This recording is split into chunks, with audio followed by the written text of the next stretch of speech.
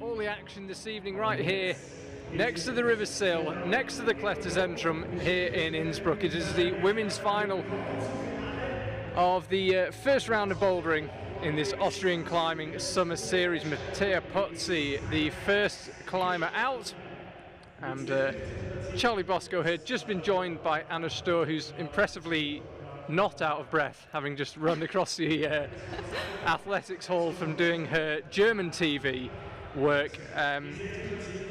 Yeah, hello everybody from my side. It's a funny feeling, this final. The action looks the same, the hall looks so different. It does. From the screen you couldn't tell the difference really, but in here it's empty, there's no crowd. There's a lot of distance in between everyone who is here. But now Mattea is up on the first boulder. Yeah, it's quite a complex looking boulder this. The route setters kind of taught me through it move by move, and I basically lost track. I mean, there's so many hand swaps, and you essentially end up with your hands facing towards each other but crossed over, if that makes sense. Quite a complex boulder, not especially physical, but you got to read it right. They were saying they tried all sorts of different sequences and only one felt okay. Yeah, it'll be interesting to see the different sequences, especially in bouldering. There are always so many options, and sometimes there are options that the route setters did not predict or didn't set especially. But yeah, we will see how Mattea will handle this first boulder problem. Yeah, she's the only climber in this evening's final who only got 2 tops in the semi-final. It was a really well set semi-final round. The top 3 climbers all got 4 tops.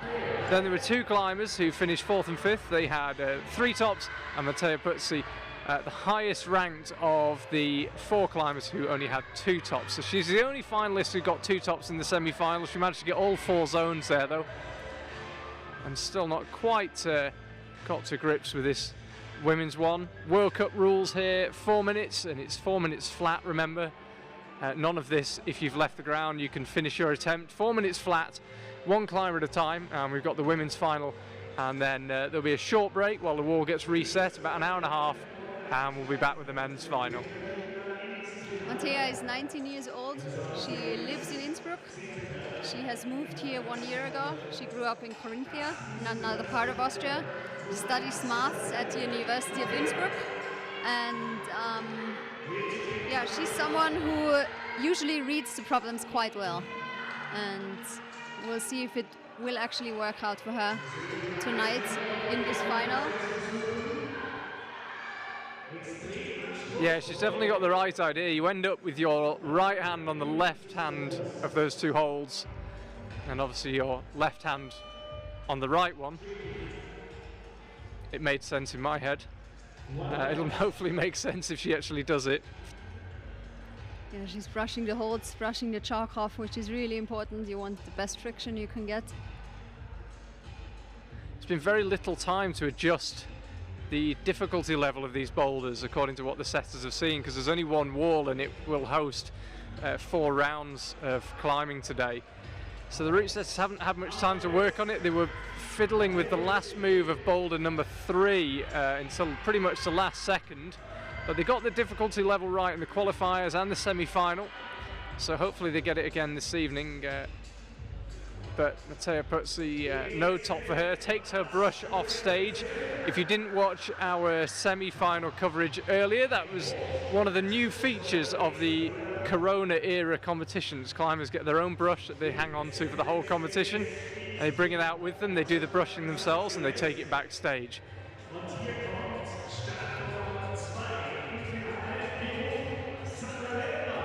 Here comes Sandra Lettner, the Youth Olympic champion, the European Youth Champion of 2019. She's given the thumbs up and she is ready to go. She has placed 4th at the Bouldering World Cup in Meiringen, so she knows what a final feels like. She knows what it feels like to climb all 3 rounds, and yeah, I'm wishing her all the best. She just finished high school this year, a couple of weeks ago actually. So now she's free like a bird, kind of free. And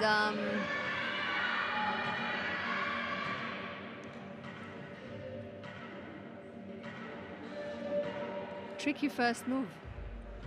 Yeah, really tricky. The start position's not too bad. You can see the 4 bits of tape denoting where the climbers have to start. So there's 2 on the lowest blue volume, 1 bit of tape on the left volume and 1 bit of tape on the right volume. And that means that the climber can use anything on that volume, so she can use any of the screw-on holds she wants to on each of those volumes. So the start position, not too tough to get into, but it's getting out of it. And Mattea, the climber before her, didn't make much progress on it.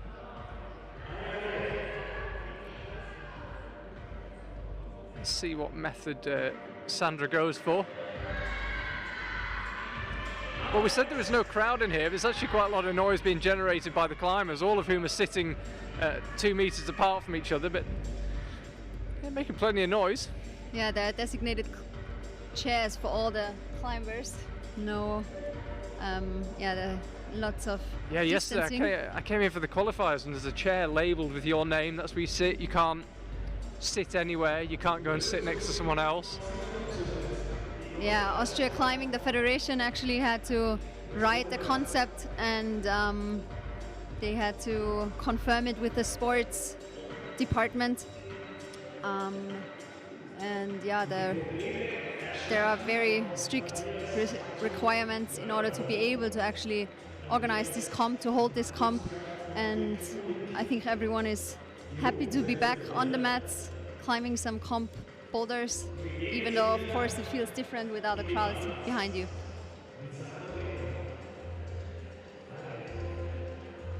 Yeah, certainly very different from Innsbruck comps gone by. Yeah, usually you have around 5,000 people behind you who's screaming and cheering you on. 5. Now there are not a lot of people in here, although it looks the same on the live stream. It definitely feels different. But that's the method, by the way, from Sandra.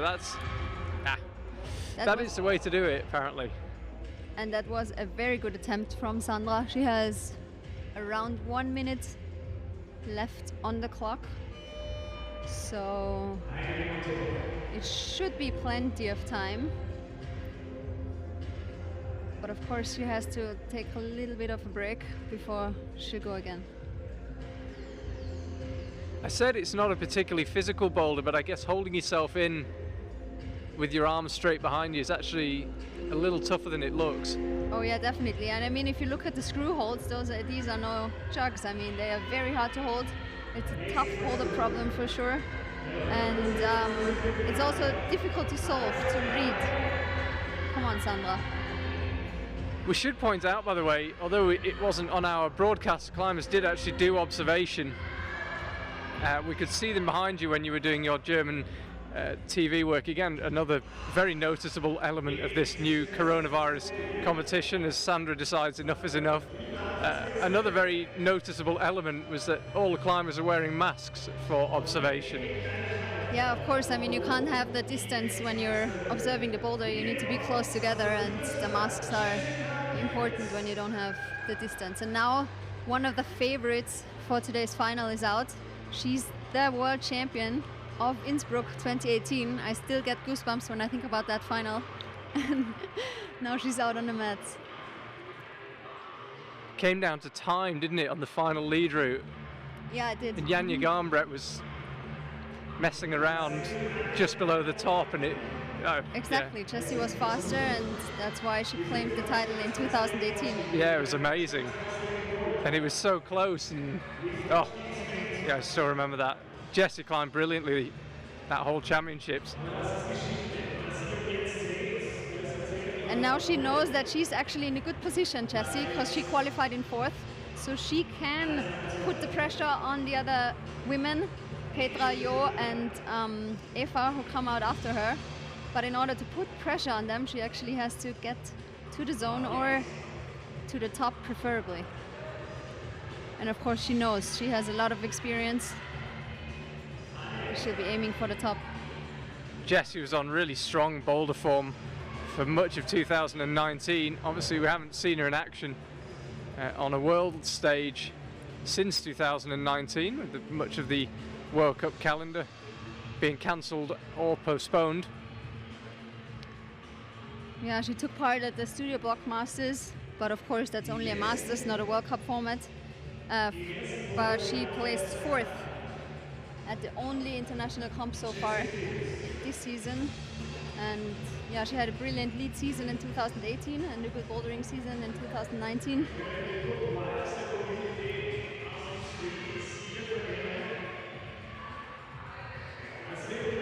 Her first World Cup start was in 2012, so already 8 years ago. She knows what it takes to win comps, and this looks promising now. Come on, Jessie. Such a powerful way of doing that move. Will we see the first bonus? Come on. Yes, claims it. Nice one. Jessie's got the zone. She was just trying to get herself set up to go for the top. Yeah, that's definitely a high point. And since she has around 1.5 minutes left on the clock, she'll be taking her time, brushing the holds before she'll make another attempt. You mentioned it earlier on about coming out 3rd out. If you're in a final of 6, what would be your preferred position to come out? Well, it depends what you're used to. If you start last, of course, that puts a lot of pressure on you. If you're young and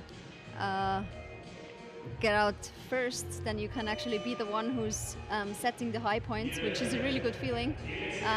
Less pressure. But if you're get out last, then you actually know what you have to do. So it really depends on your mindset somehow. I'm sure Jessie, since she qualified in 4th, she really wants to put pressure on the other athletes. And she already claimed the zone, but I'm sure she's not yet satisfied. She really wants to get to the top. She knows that all the boulders usually are climbable, of course. She knows she can get it. Let's see. That's her final go, 20 seconds left on the clock.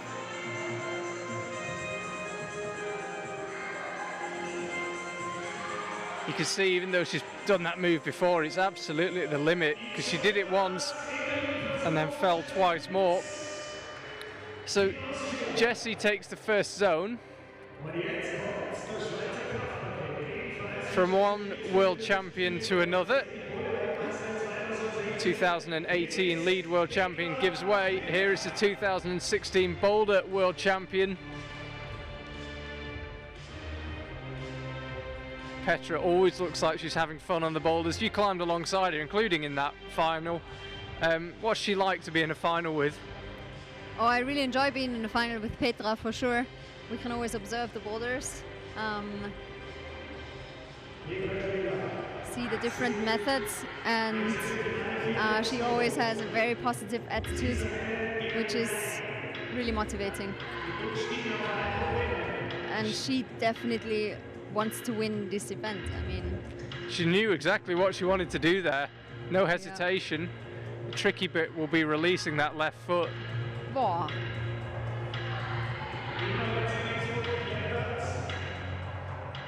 Yeah, she definitely is trying hard here not to fall. She doesn't want to give that first attempt away.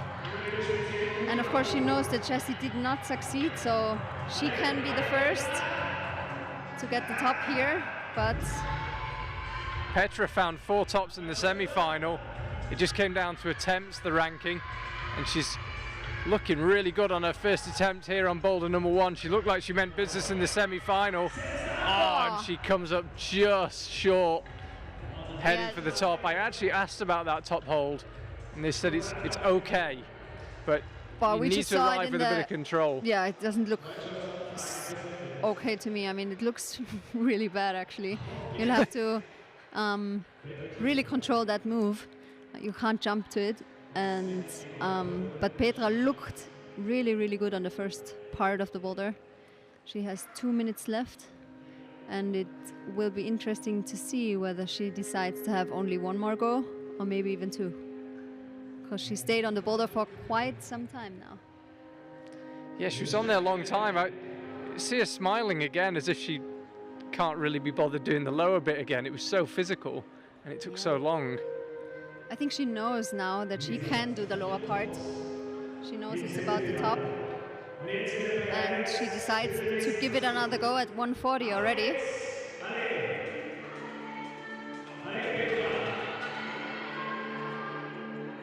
And back off the ground.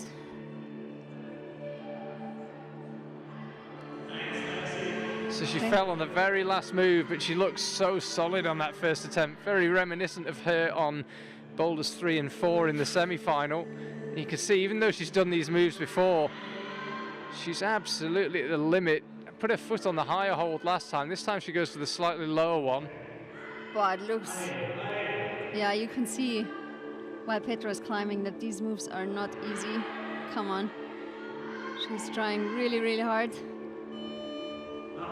That's a beeper to signal 1 minute to go, and Petra falls. I think just maybe the strain of just holding those crimps. Yeah, it's definitely a boulder that you can't rush. You gotta take your time, but it definitely tires you at the same time. So she has 40 seconds back on the clock. She has no choice but to go again without a lot of rest. Yeah, she will try to give everything now, but that's gonna be a tough one.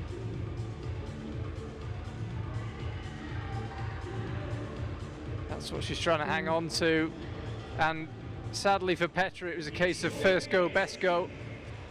Really close, touched the top hold, couldn't quite hold on to it. Yeah, didn't have enough rest, I guess, in between. But she secured the zone just as Jessie. Yeah, she got the zone first attempt. Jessie required 3, as you can see, so after 4 climbers, Petra leading the way. Johanna Färber out next. The previous World Cup finalist in Taiwan a couple of years ago. She placed 8th at the European Championship in Zakopane last year. And she already climbed 4 times in semi-finals in the Bouldering World Cup.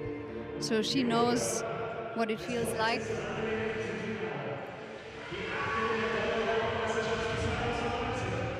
And this could be her boulder. I think she will like these kind of moves if she can crimp hard enough. We'll see.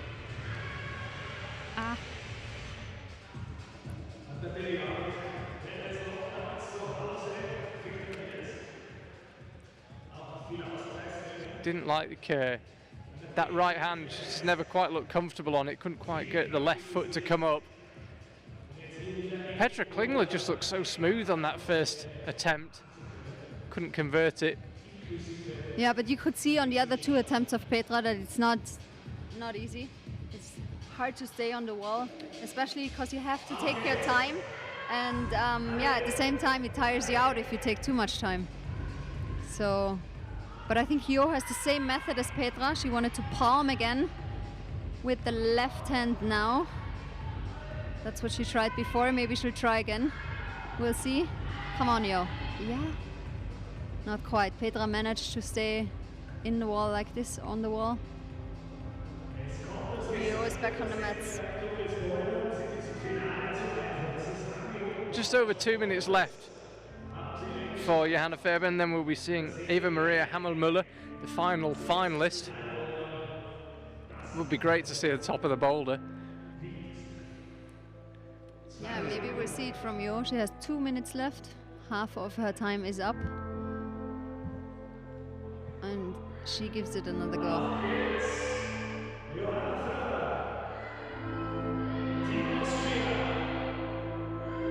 So she'll go up, I imagine, to the same hold with the right hand, unless she's got a different method in mind. No.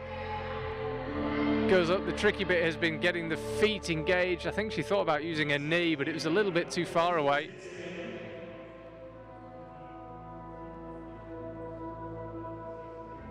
Brushing off the chalk.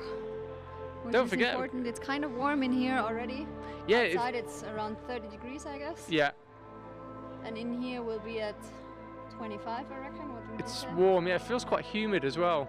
Yeah, it does. Certainly not ideal conditions. Summer has arrived in Innsbruck, that's for sure. Beautiful beautiful day outside, and it's nice that we're here inside because everyone has the same conditions. And now last attempt for Jo Ferber, last minute on this boulder number 1. She's going for the same method again, I think. It's just how to get that left foot engaged without swinging out too far from the wall. Yeah, this right hand crimp is no good at all. She will give it another go. One final attempt before the time's up.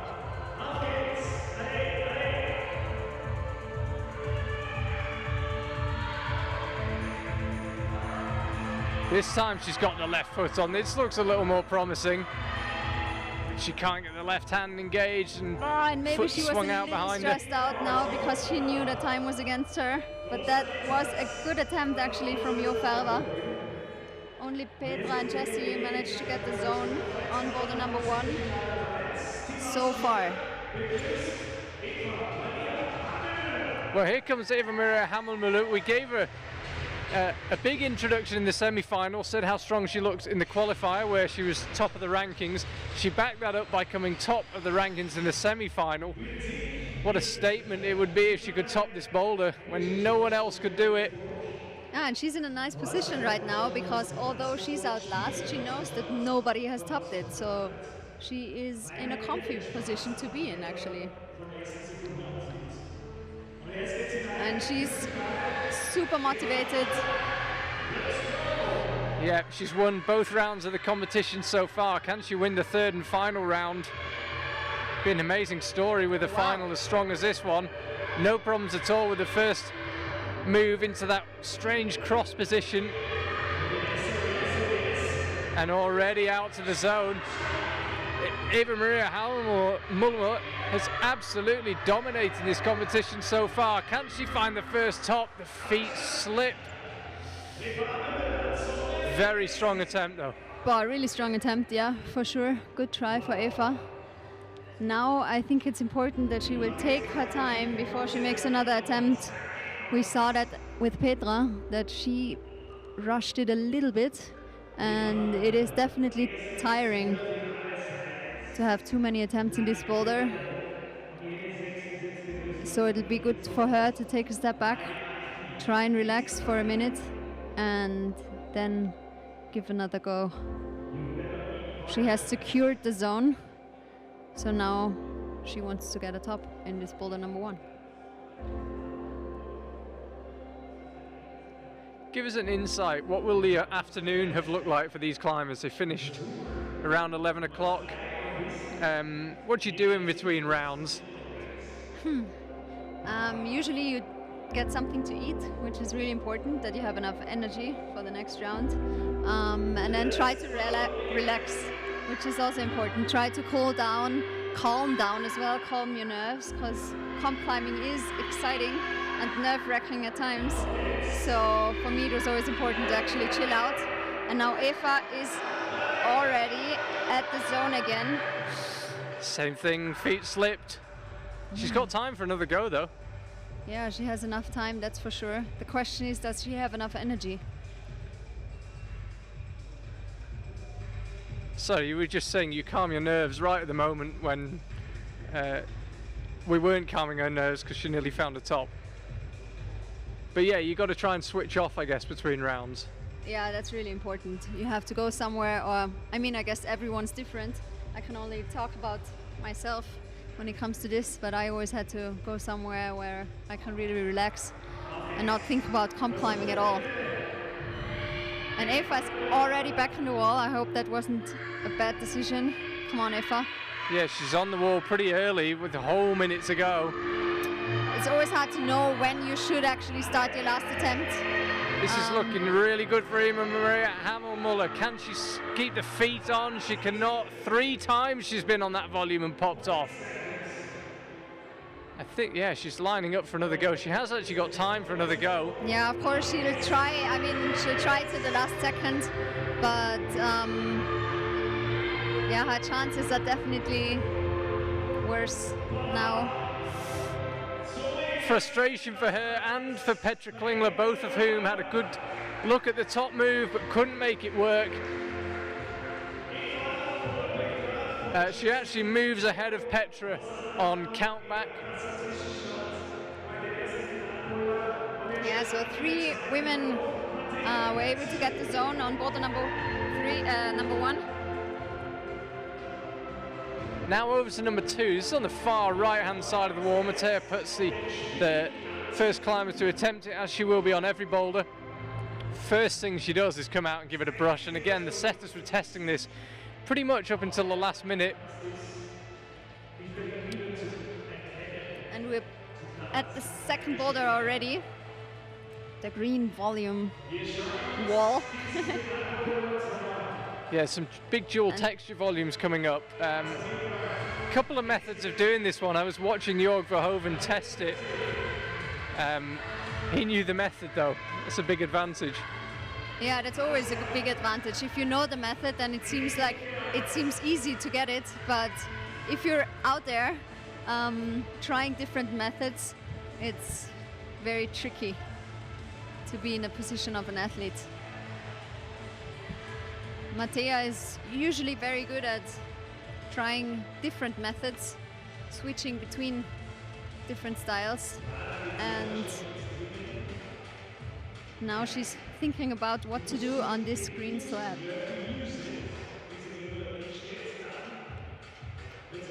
Route setting team did a really good job so far. Here's Wojciech, he's the chief setter. He's joined by Dirk Ulig, a German setter, Jörg Verhoeven, and Andi Matuszka. So compliments to the route setting team. Very exciting boulders so far. Frustrating on that first boulder. It felt toppable. No one just quite had that attempt where everything went right. Yeah, it was definitely toppable, and I think Petra and Eva look the most promising in this boulder, although Jessie was quite close as well. And yeah, we'll definitely see a tight battle today. Just checking the time, 2 minutes has just ticked by.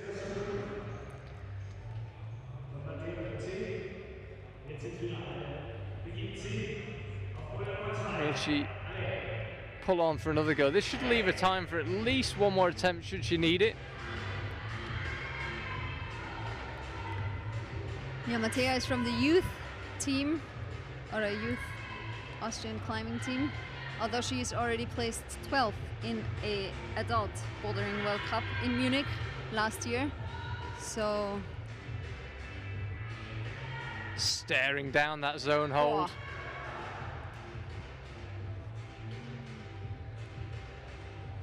Almost held the swing, but not quite.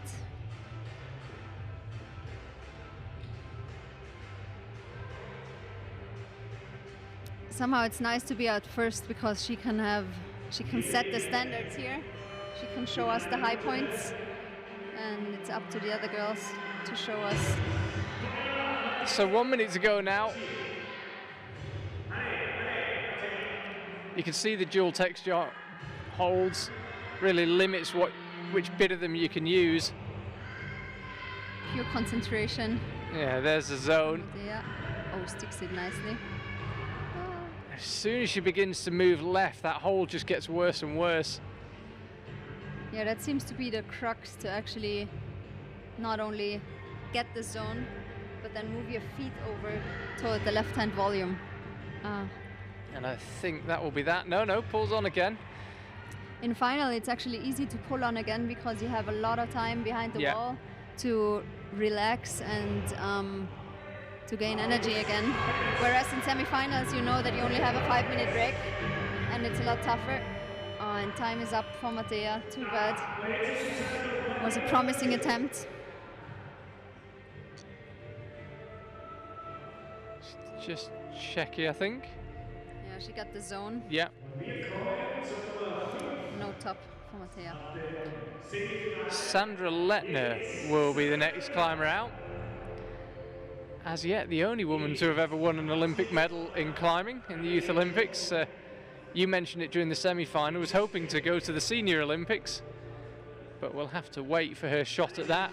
European Championships is her only potential way in, and that's been postponed until December. Yeah, we'll see how that will actually work out. But we're not worrying about that right now. We're here at the Austrian Climbing Summer Series. We have a comp back on, even though there are a lot of restrictions, a lot of different safety requirements. But the athletes that are here are happy to be back. So good just to have something to watch. Yeah, I really missed watching comps. I got a lot more nervous watching than climbing. I guess that's normal. Come on, Sandra. There's some issue with her start on the previous attempt. Sandra, she looked like she was just getting into the starting position and the judge called her down for something.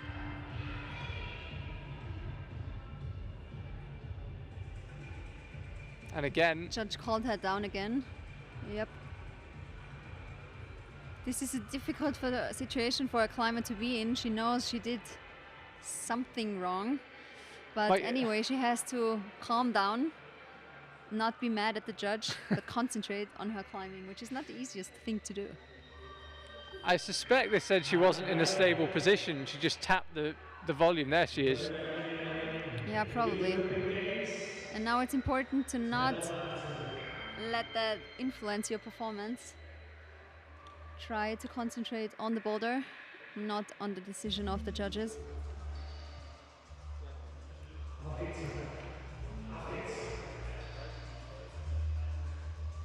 Less than half the time remaining for Sandra, so pulls back on. Make sure she gets in a stable position on the start holes. And now has another go at getting that left foot up.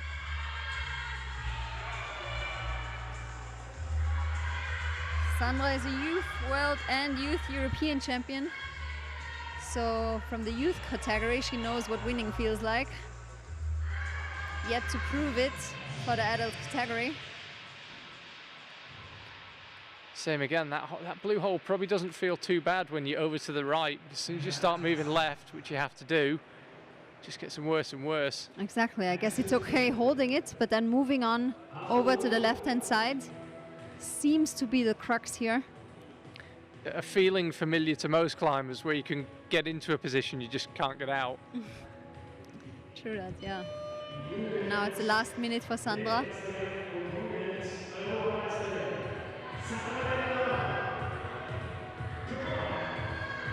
She does these first couple of movements nicely.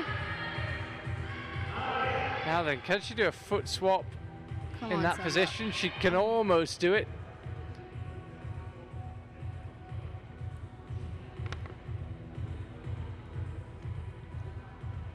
Again, rushes the holds again. Time really running short now for Sandra.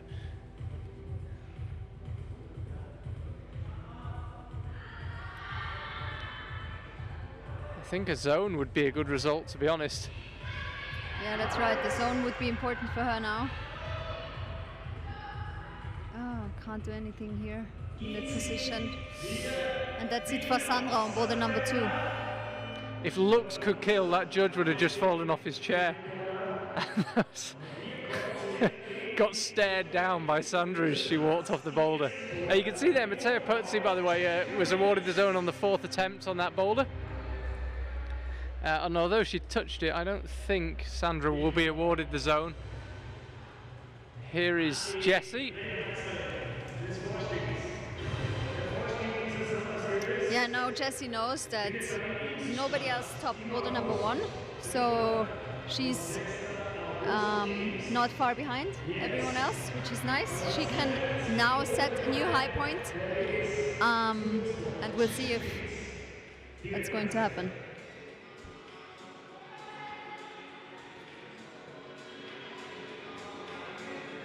Now, can Tricky she get foot move? Yeah, can she get that foot swap done? Come This on, looks Jessie. nice and controlled from Jessie.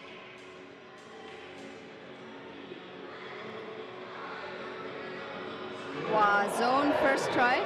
Now then, Jessie's going up for a tiny little jib. There it is. It's just stuck into that open corner. That's the next stop, and then it's the top. But a great start from Jessie on this very steep slab. Yeah, there's a tiny little screw hold out on the left. I guess she'll have to grab it and then move her foot upright into the big green dish. Oh.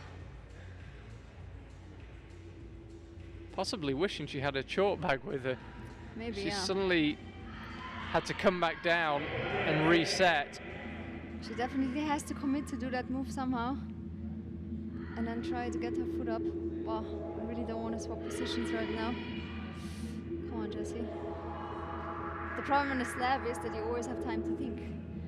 And sometimes that's not the best in bouldering. Yeah.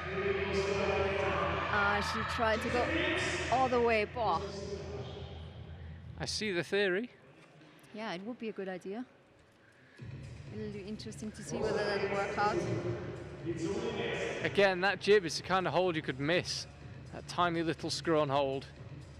It's not really in line with the rest of the boulder. It's tiny, it's covered in chalk. Unless you were really studying, it would definitely be possible to miss it. Jessie's definitely seen it though. Yeah, and I think Jessie's method looks possible. She can definitely go straight to the top hold. Even if I guess the root set is intended another version. Or another way to solve the boulder. By slab standards, it is steep this. It's only 3 degrees off vertical. Makes it especially tenuous. The problem with slab is also that it always takes some time. You shouldn't rush it, but then at some point you have to commit. So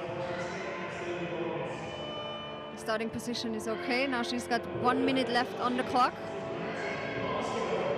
She looked very controlled on these lower moves earlier on.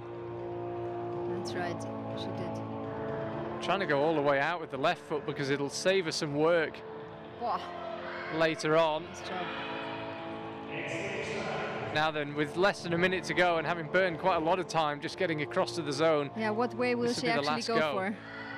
Yeah, what method will she bet everything on?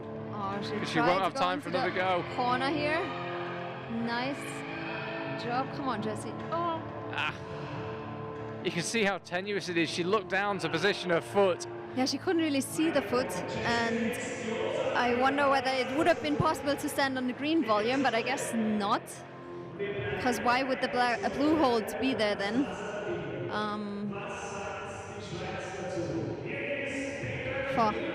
Let's see what Petra Klingler can do on it. 4th climber out.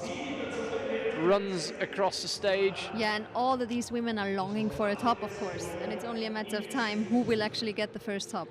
And yeah, I guess Petra is super motivated to get the first top now. She knows that Jessie did not top, and she has a lot of experience. She's the oldest competitor today. Instead of the world champion. Yes.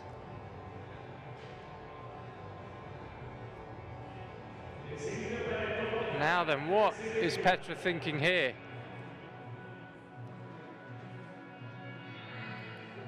She's just getting in the right starting position, into a good spot. Definitely not the intended version, but it worked for her, so it's all good.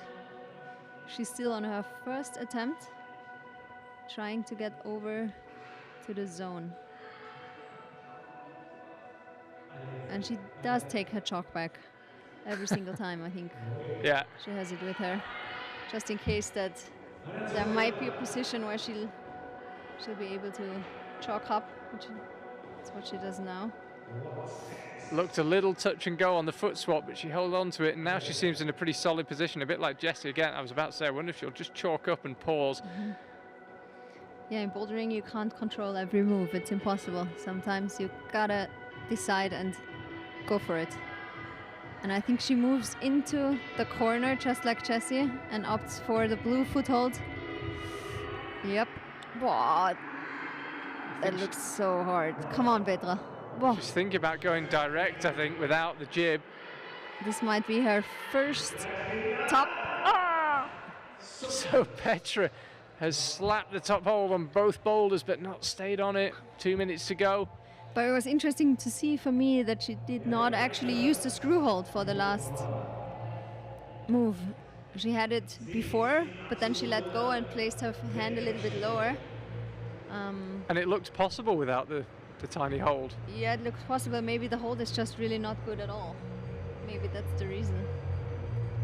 And of course you can't stand into this green volume there. That's why they're using the blue foot, which is also not a great foot hold. A tricky position for sure.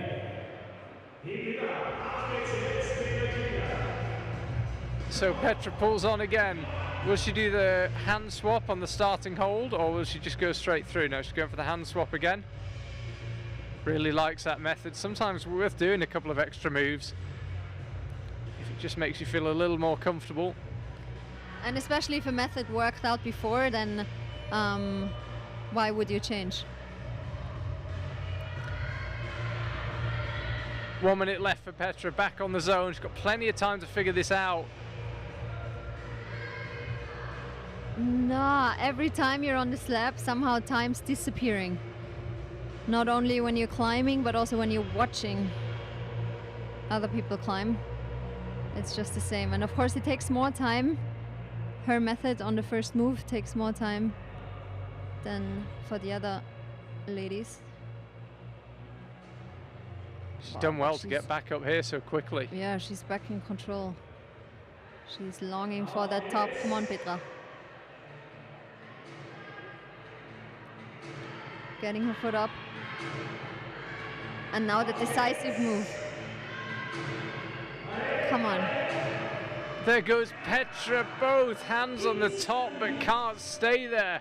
But I guess the top hold's really not good, because otherwise she would have stuck it for sure. She was there with both hands. And I'm actually surprised. She could easily have two tops, Petra, and she's got none. So unlucky this round. I wouldn't. I'm not sure if I would call it unlucky. I mean, she just didn't quite get it.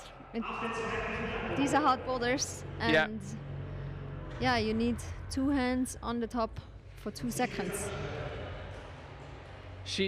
When she went for that top hold, we saw the replay there. It looked like she was trying to squeeze it, but it's dual texture, and your thumbs just aren't doing. Yeah, this hold, sometimes these holds look okay, but when you're on the wall, they're just not as good. It's actually hard to do this move. But Yo, who is out now, she qualified in 2nd place from the semifinals, and she's a very technical climber, so usually she's extremely good at slabs. And I'm looking forward to see her performance now on boulder number 2. So we saw Petra do a slightly more complicated hand swap to get in position. Johanna Ferber trusting her flexibility and just getting the left foot straight up. She has to be called down though. She did not get into the starting position, didn't tap the left foot, and has to start again, just like Sandra. And now it's really important to forget about this incident. As a climber, you shouldn't be worried about the judge's decision, or shouldn't be angry at them, even though that's not easy at times. Now that's controlled. So no doubts about the start this time. She does this part easily. Come on, Yo. And as I said, usually she likes slabs. Let's see if she likes this particular slabs. Of course, there are so many different ways to set a slab. Really tricky. Let's see if she moves over to the left-hand screw hold. Come on, Yo. And does not have a chalk bag with her, so can't chalk up while she thinks about it. I would need one right now, I have to admit. think I've got mine in my bag. I'd love to have chalk right now. It must be close really for you. Sorry? It was close for you. Yeah. It must be really tricky when you get called down for a false start or something. Yeah, that's definitely tricky for your mind. I mean, as I said, you have to forget about it. Yeah. You have to concentrate on the boulder and try to do better next time. Bouldering is all about blocking out other things. You can't think about the performance of the other athletes, you can't think about the judges. Usually what helps sometimes is the crowd, but we don't have a crowd today. So it's a special event.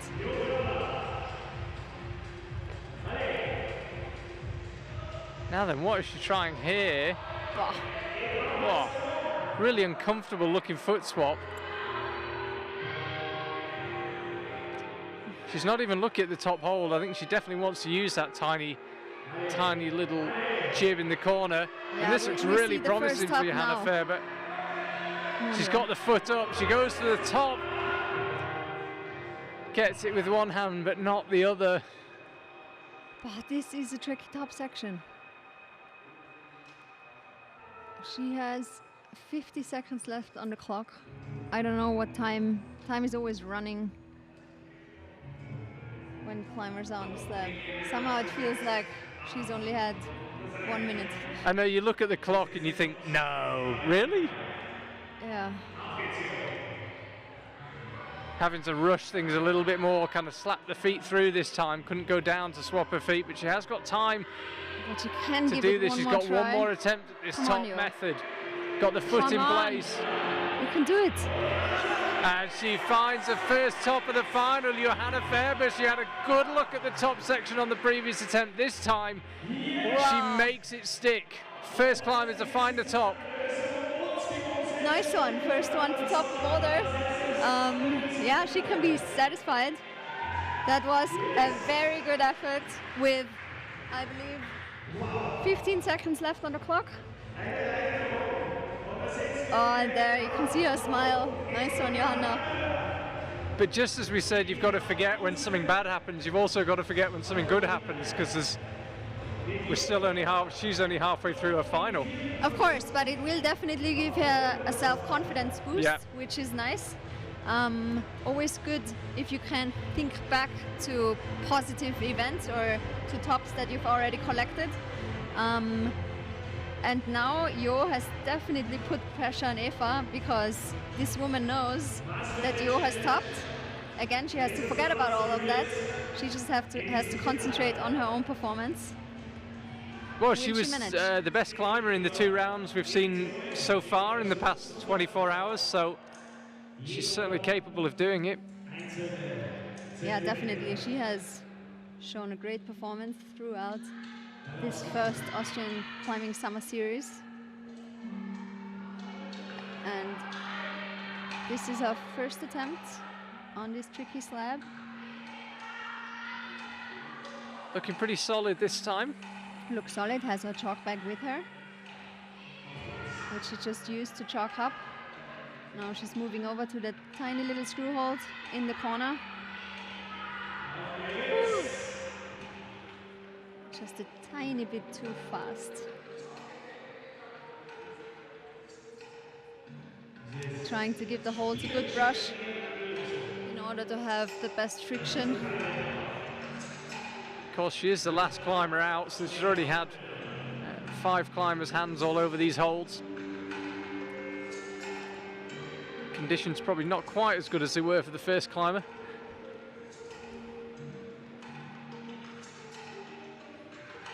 Yeah, although you can't think about that right now. If you're in Eva's position, it's all about the top.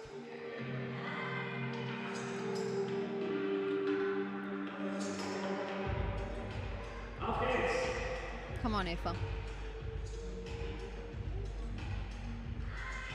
She moves nicely over to the zone hold. Really in control. And now it'll be exciting whether she will actually be able to follow Jo and get a top on boulder number 2. You see her staring down that tiny little chip. Just need it to steady yourself while you position your feet, judging by what Johanna Faber did. And now she tried to get her right foot up onto the blue hold. That's the position you need to be in. Chalking up. Even able to chalk up and able to find a top. Nice one. Wow, we've got 2 world champions in this final, and right now they're being bettered by the 2 youths. Yeah, the young guns are definitely putting pressure on Petra and Jessie. And yeah, that makes it exciting for us. I mean, quite interesting to see Eva smile here, fist up in the air. Yes. Okay, so we move on to boulder 3 now, complete change of gear. Pretty burly boulder, big moves, big volumes, not too much to read. Just need the horsepower to do this one. You've got to read it correctly, but it shouldn't be too hard for climbers of this standard to read it. You'll see it in just a second. You can see we've got a camera there right in front of it. Yeah, from the technical slab, we're moving over to the powerful one. Let's see whose style this is. Come on, Mattea. Ah. Actually, looked like she might want to put her foot where the signs are. The left foot, it's hard to tell. She was looking around for somewhere to put her foot. That's how it stands right now. Eva Maria Hammelmuller ahead on with 1 top and 2 zones. Nobody topped the first boulder.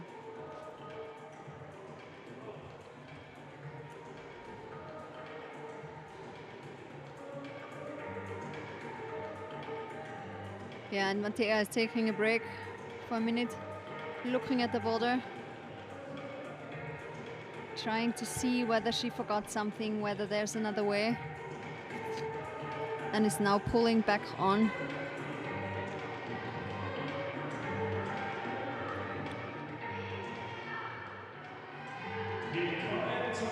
You can see where she's heading for, that little zone hold, and then there's another couple of quite tough compression moves, and then the top.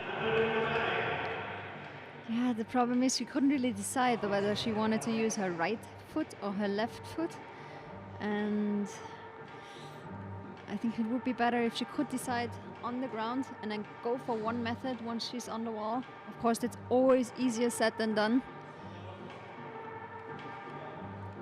but I guess it would help to save energy to decide for one method and then go for it.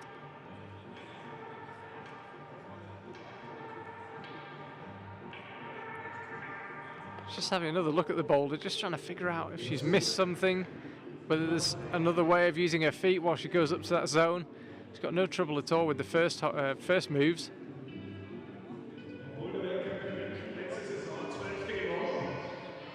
Come on, Mattea. And now bam, go for it. Almost aiming for a bad crimp there. Surely there's got to be a way to get your feet involved so that they're not swinging when you grab the crimp. I guess if you really go for it and are able to control that right hand crimp right away, like crimp it hard once you hit it, it should be able with only the right foot, the way Mattea tried. But of course there are always various methods, and I'm sure we'll see different heel hook versions later on. It's a really satisfying looking first move. It's this move that's causing the problems now. Yeah, now she tried the left foot. Did not quite work out either. I'm sure there are more methods to this boulder. 29 seconds, as you can see in the background, and she pulls back on. She's definitely got time to do the boulder. But I think just getting a little fatigued. So she touched the zone, I think, on every attempt, but she won't be awarded it, sadly. Yeah, she didn't control the bonus, the zone hold. But she tried. Let's have another look. That was when she had the left foot up high. And it's tricky with powerful boulders because you have to take your time to actually rest in between attempts. And especially if it feels close, you want to go back to the boulder straight ahead. So it's hard to actually take a step back and take your time, but sometimes that's the way to do it. Now, interestingly, Sandra just missed that first move. Mattea really didn't struggle with it at all. So is that just a reading issue? Did she just miss the best bit of the hold?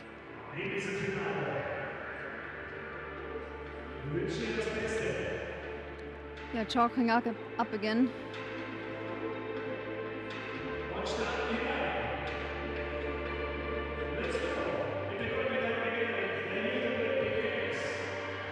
Here she goes, Sandra Lettner.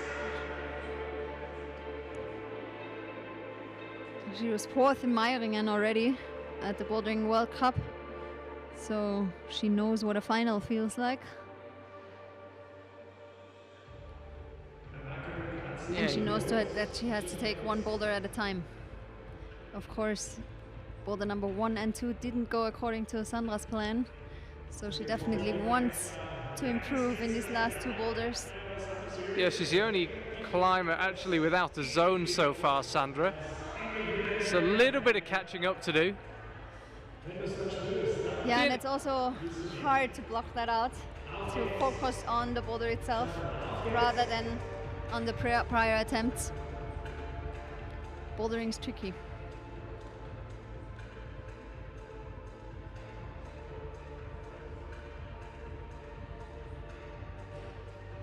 She definitely seems to have the method right. She's just, by the time the right hand lands on the volume, she seems to already be coming away from the wall. Yeah, somehow she needs to be able to hold that left hand volume a little bit better. Come on, Sandra. Is that a timing issue, do you think? Not 100% sure. I think it's also hard to actually hold this left hand hold. You have to kind of put pressure on it already.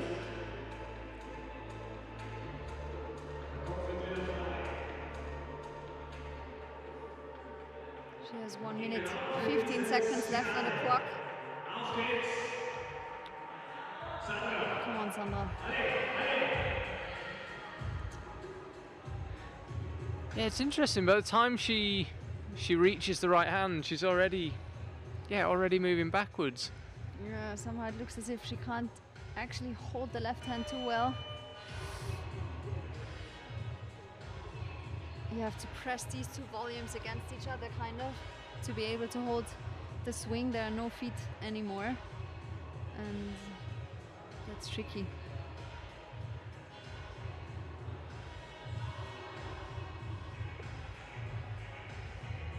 Okay, Sandra probably on her last attempt might have time for just about for one more with 30 seconds to go. Yeah, really doesn't like that kind of move. Chalks up once more. This will be her final attempt for boulder number 3. Come on, Sandra, you can get the zone. 12 seconds. Come on. Yeah, that was not her boulder. Too bad. This final it's not quite working out so far for Sandra Lettner. Heads back inside, no zones so far.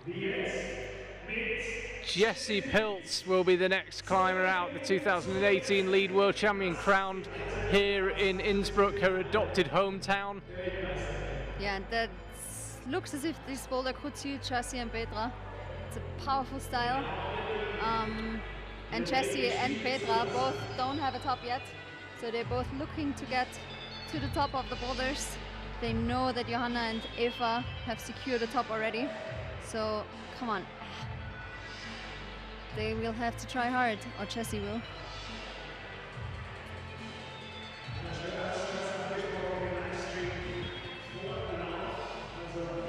So Jessie not really getting on with that first move. Mattea, interestingly, Mattea just walked up the first move every time, which is looking more impressive as time goes by. Yeah, Mattea did a really good job there, and as you can see, there are different strengths and weaknesses from all the different athletes. They are all very strong, and yeah, for now Jessie is struggling, which is surprising to me.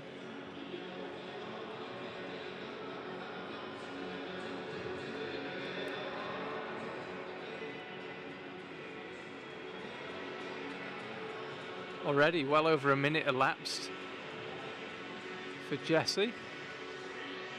Petra Klingler, Johanna Ferber and Eva Maria Hammelmuller, the three climbers still to go after her.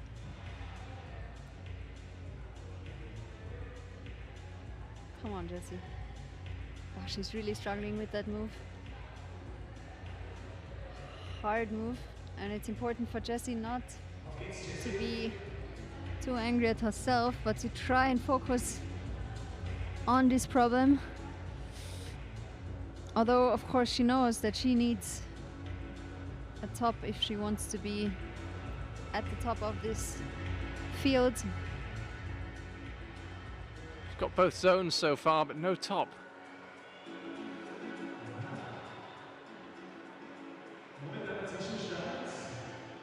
She's trying to brush the chalk off these holds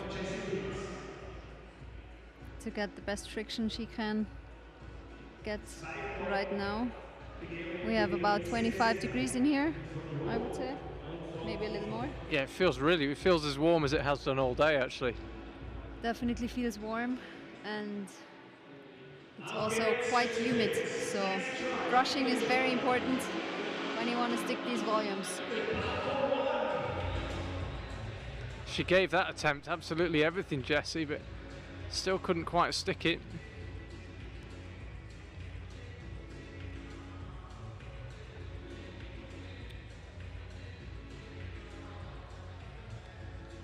Again, studying the boulder and trying to figure out whether she's missed anything. You hear the beep when the time hits a minute.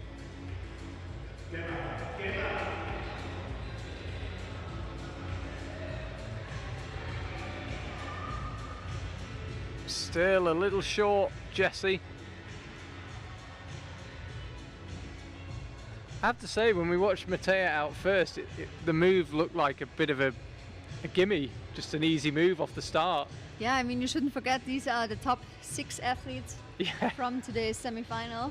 And even though, yeah, Mattea made it look easy, we can see now that this move is definitely a hard one. Jessie is struggling, and so has Sandra for her. 15 seconds on the clock. This will be her last attempt, and she wants to get the zone, but yeah, that was not Jessie's boulder. It's important to try and forget about this one and focus on the last one for her. So Petra Klingler, who currently sits in 3rd place, will be climbing next. The first of the 3 climbers who got 4 tops in the semis. This was Jessie, close on that occasion.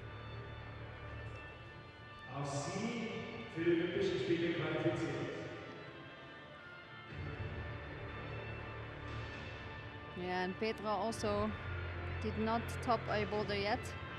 But I mean, this actually, in my opinion, Petra is written on this boulder. So I would be surprised if she would struggle with it. But I also said the same about Jessie, and she couldn't quite do it. So let's see. But Petra usually is a very powerful climber. She likes steep stuff. She has also been competing in ice climbing for quite some time. So she's a competitor through and through in all various disciplines. She was a little slower, I think, on the move there. There was a little more delay between the left hand and the right hand landing, perhaps. So hard to know what's actually hindering her. I'm not 100% sure. I think she's a little bit worried as well, I guess, or doubting herself.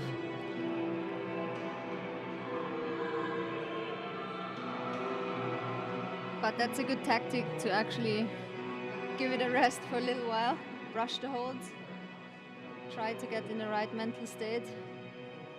and give it your all on the next go.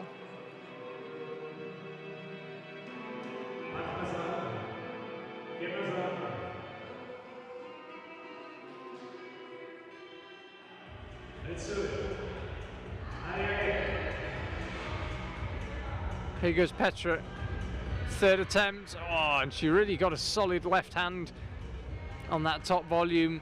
Just perhaps rotated a little too far by the time the right hand had arrived.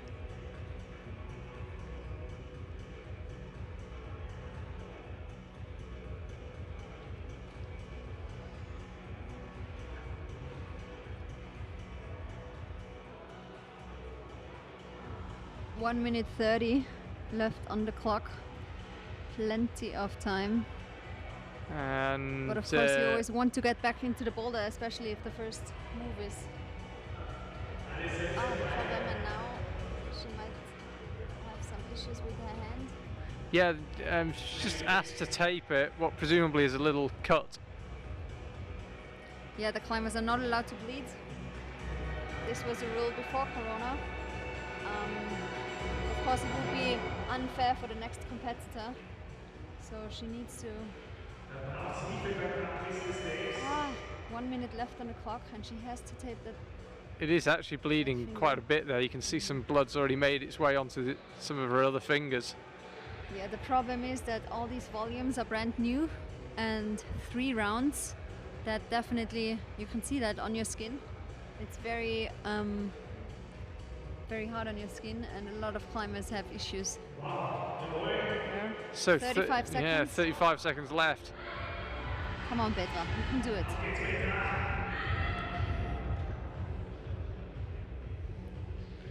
Yeah, it looked like quite a bad cut, that actually. There was quite a bit of blood. Yeah, and of course the friction is not as good. Yeah, tape is not ideal. Your skin is always, yeah, the friction on your skin is better than it is with tape. Come on, Petra. Petra went for a zone-only attempt there with about 5 or 6 seconds to go. Yeah, and she'll be disappointed for sure.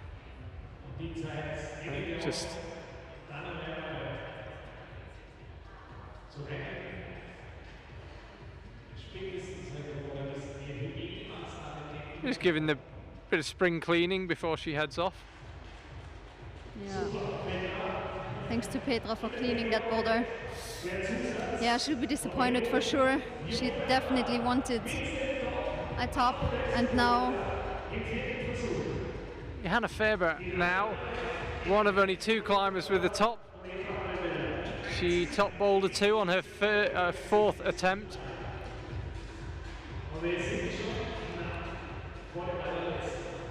And of course, if she manages a top on this one, it'll put her in a nice spot. Well, it'll guarantee her 1st or 2nd, which is pretty nice. Yep. But as we just saw, this boulder is not easy, and hopefully she'll manage to get this first 2 moves. Oh, nicely stuck by Johanna Faber. Come on, yo, get the zone. Yes. Oh, and latches the zone as well. And now she's going for the left-hand heel hook. Come on, yo. That's the penultimate hold there. Just needs to bring the right hand up, and then the top beckons. She needs to get her feet sorted out, and then you've got to commit 100% to the top move. But Johanna Faber climbing absolutely superbly here. She's only gone and topped it. She'll finish 1st or 2nd, we know that. Puts real pressure on Eva Maria Hammelmuller. Wow, that was impressive by Jo. A flash on this boulder. We've just seen the 2 world champions, Jessie and Petra, struggling with the move, and then Jo comes out and flashes it. Good job to Johanna. Of course, she knew that she already had 1 top in the bag, in her bag, and now she has 2. So, yeah, that was a strong performance from Johanna Faber. Real pressure now on Eva Maria Hammelmuller. And now a last move. Wow, nice. She might have surprised herself a little bit. I mean, she knows that she's strong, but wow. Well, as you rightly said, this boulder's stopped 2 world champions, the youth Olympic champion, and she strolled up it. Yeah, and now it'll be interesting to see if Eva can actually get another top as well. Attempts could be crucial here, actually. Eva was only ahead on attempts after boulder 2. So if they both topped the last boulder, or both got the same score on the last boulder, it could come down to attempts.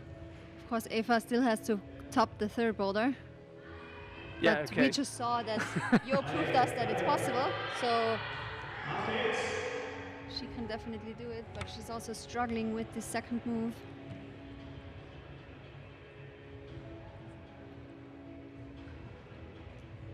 Giving the holes a proper brush in order to get rid of all the chalk.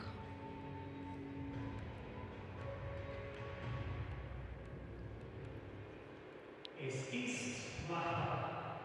So viel wissen wir bereits.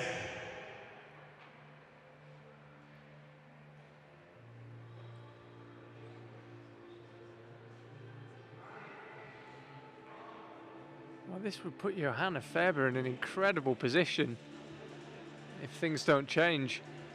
Only climbing with 2 tops right now, a top clear of anyone else.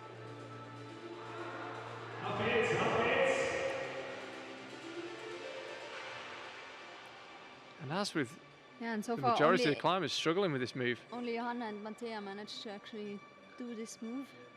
2 Minuten. Eva has 2 minutes left on the clock. Only 2 climbers have managed to top a boulder today. Hard round. Yeah, definitely a tough round. And usually the last one's not the easiest, but we will see. Maybe all these ladies are hungry for a top.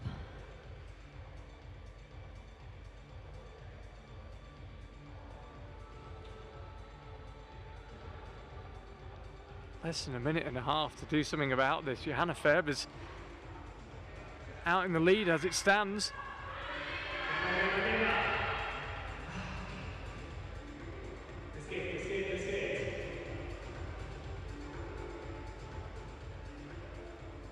Eva Maria Hammelmuller led after the qualifying round, led after the semi-final round. If she can't find a top here, she will go on to boulder number 4 in 2nd place.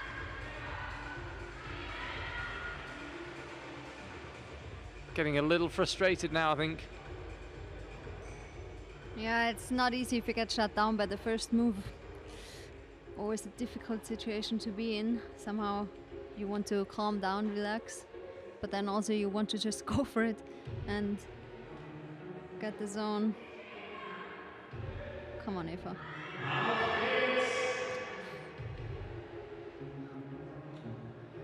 Takes a look at the clock, just over 20 seconds left.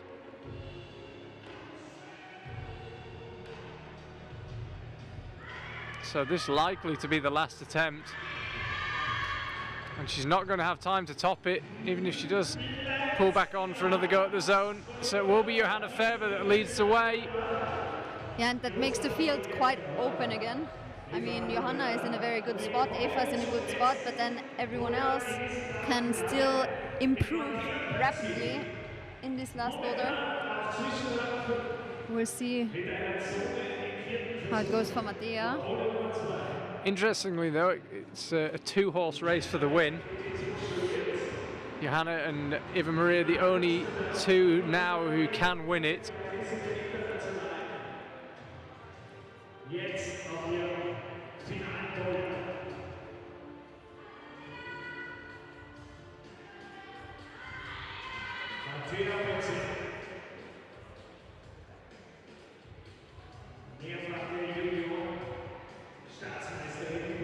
So first chance to have a look at number 4. Again, quite intricate dual texture volumes. All sorts going on here.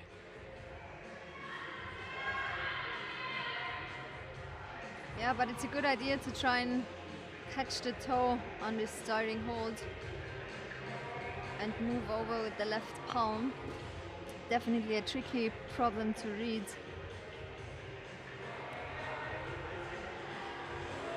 bar, does it without the toe catch. Yeah, missed the toe catch, but stayed on the wall. Still stuck it. Come on, Mattea. Yeah, gets the zone.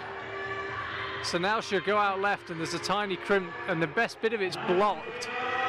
And then you commit to go for the top and she finds the top. Only the third climber in this final to even top a boulder. And that will send her flying up the order.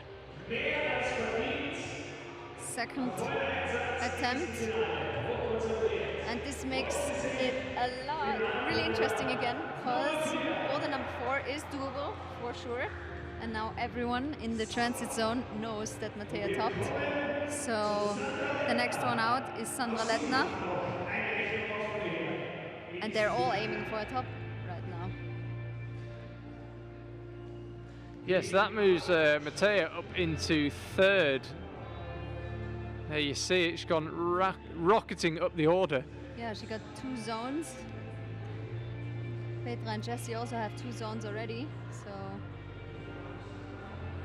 they still have good chances.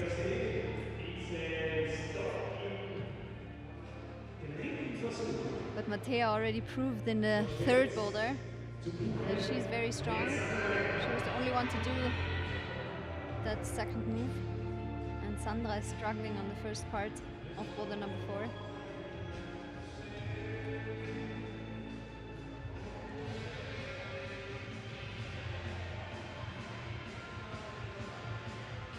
Sandra taking another look.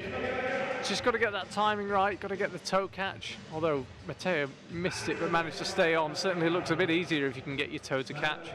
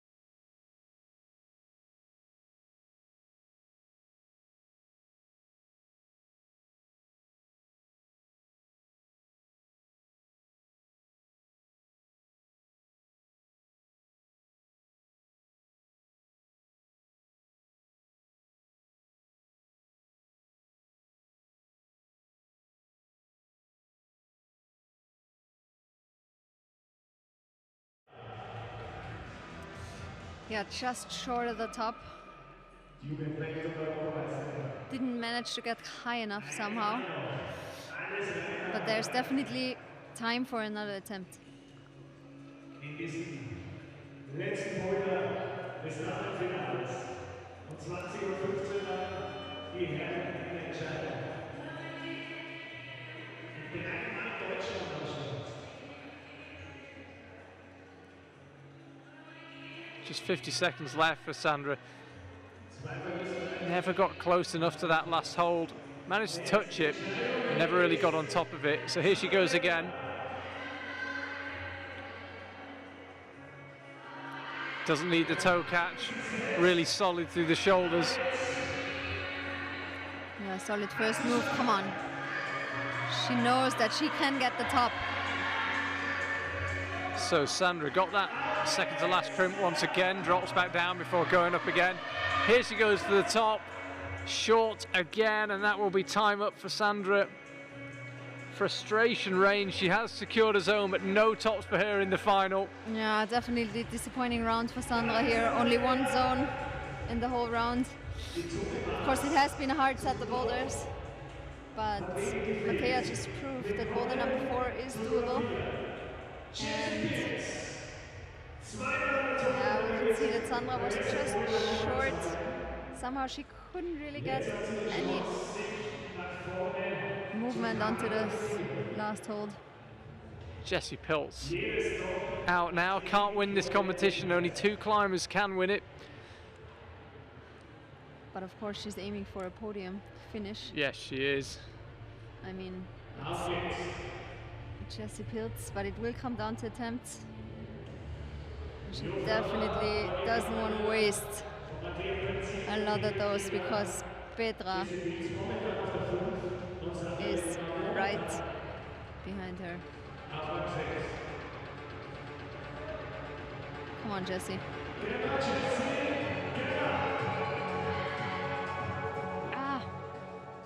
She's doing a completely different method. She tries to get left hand to the crimp, whereas Mattea and Sandra both palmed the left hand volume and tried to go with the right hand to the crimp. So let's see if she will change methods here right now. Yeah, she does. I'm not sure if it feels better for her, but it looked better for us with the other 2 climbers. It's always a lot easier behind the mic if you know what the other climbers did already. And I guess for her, both methods kind of feel the same. Ah, nice. That's more like it. And she got the toe catch as well. Just stopped dead as soon as she got that left hand in place. No problems up to the zone. Camera follows her up. Up to that tiny little crimp and on to the top. Jessie Pilz will finish the final with a top and 2 zones, and it will come down to attempts. Yeah, 3rd attempt to go to the bonus. She had 3 bonuses now, so she must be ahead of Mattea. But it will be interesting to see what Petra does. And now a really nice camera angle. Yeah, we had a great angle on it all the way. Actually, camera just followed her up. You could see the crimp in close-up detail. She only just made it to that top hold.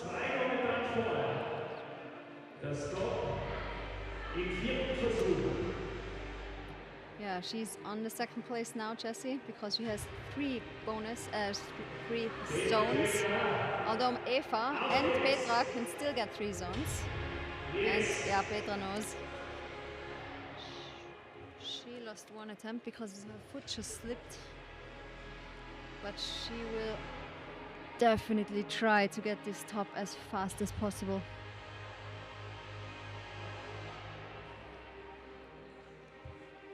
In bouldering, you have to concentrate until the last boulder. It's complicated.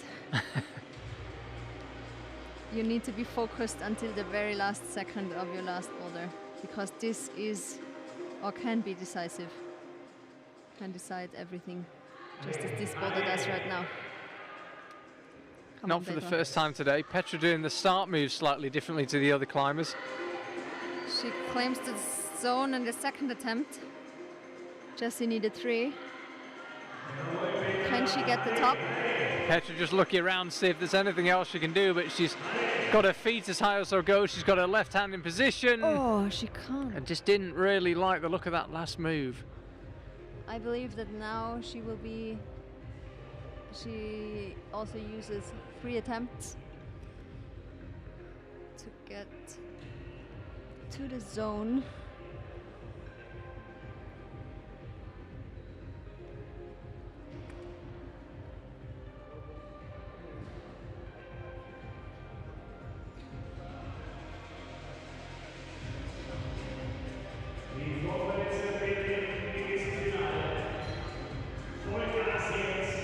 Right, Petra.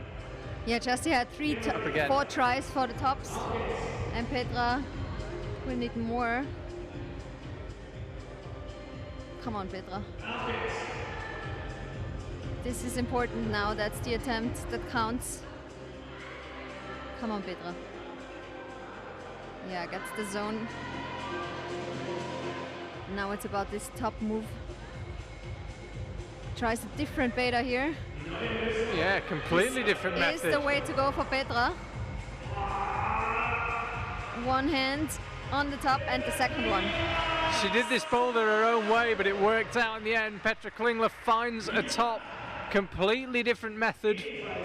Yeah, this way is definitely more in control. The other way you have to go dynamically. This way you can kind of control it. It was a good move tactically. Good job for Petra. And interesting to see that she actually thought about that. She's shaking her head, maybe not 100% satisfied with her performance today, but she got a top on the last boulder and advances to second place. Yeah, moves her into second, as you say. So Johanna Faber can win the competition with a top here.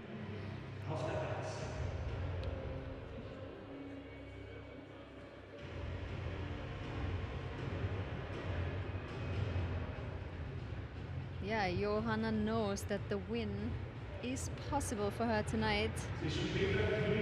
A zone might actually do it, depending on attempts, but a top will make it definite.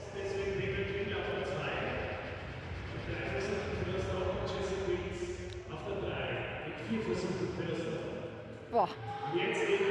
She's on the roll here tonight. That looked really good. Come on, yo. She is just having a low gravity day. Yeah, she's definitely flying. having a good time. Come on, yo. Oh.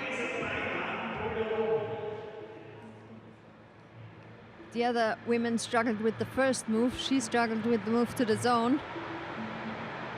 All climbers are different. And yeah, let's just hope she will figure it out.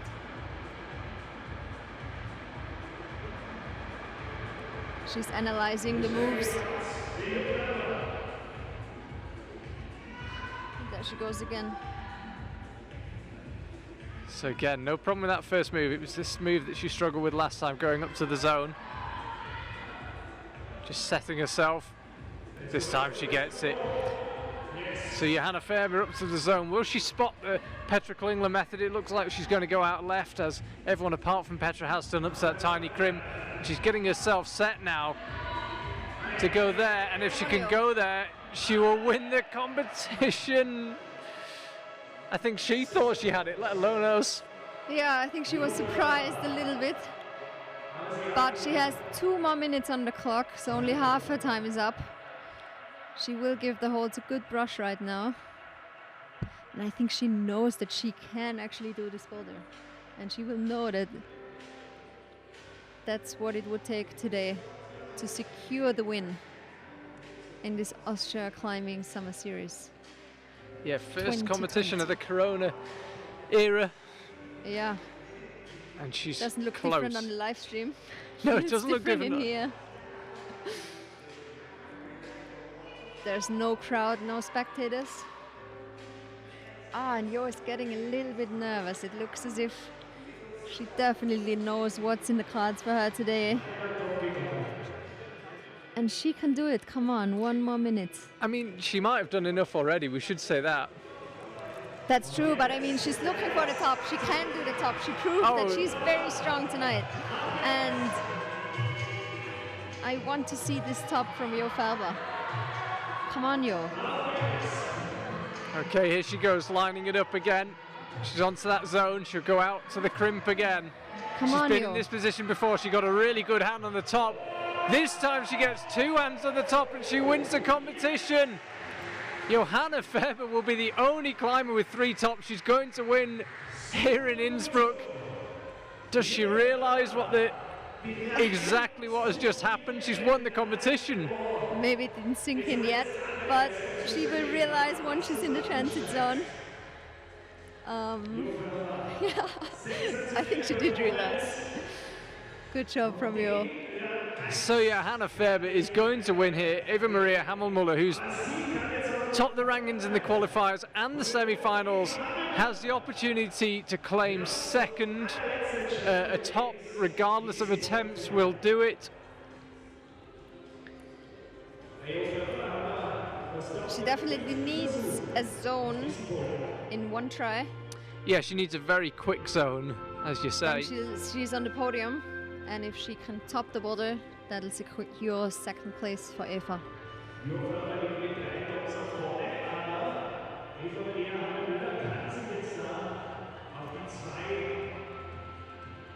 I think she knows how crucial attempts are going to be. I mean, look how much she's really scrubbing the boulder.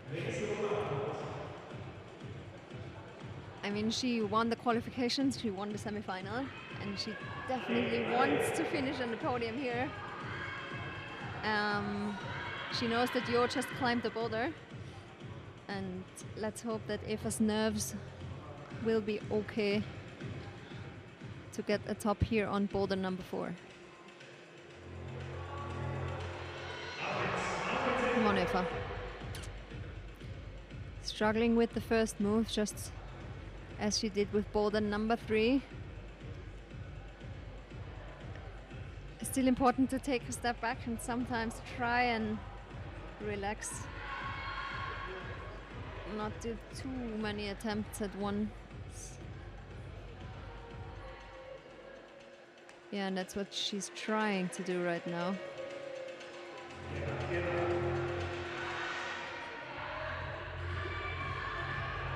This time she holds it. Oh. Needs to swap her hands and then head out left to the zone. Yeah, she'll need a top now though, in order to finish on the podium. She had too many attempts already. Come on, Eva.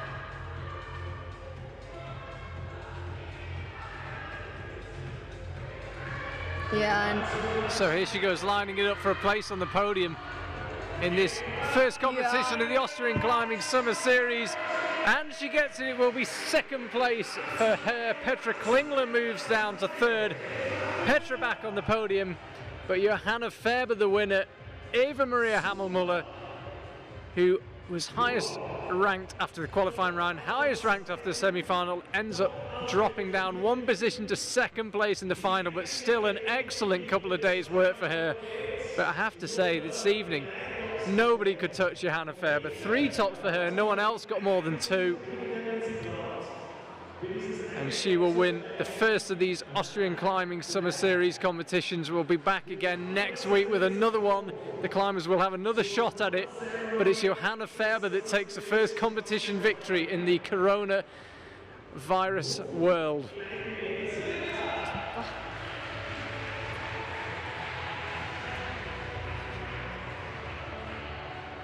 So we'll have the flower ceremony, the climbers presented with their flowers and prizes, and you notice there's no kissing on each cheek on the podium anymore. It is the fist bump all round. Petra Klingler there in third place. Eva Maria Hammelmuller, she was leading after one boulder, looked like she might complete the clean sweep of winning every round, but ends up in second place. Looks pretty delighted with that. I think if you'd offered her that at the start of yesterday, she would have taken that. Yeah, she can definitely be satisfied with her performance. It was a very tough round, and today there was no way of overtaking Johanna. With 3 tops, she proved to be the strongest tonight, and there's her smile. Johanna Faber, the winner. Amazing performance, 3 tops, nobody could match that. It didn't come down to attempts, came down to tops. She takes her check, she receives her fist bump from all concerned. An absolutely staggering performance.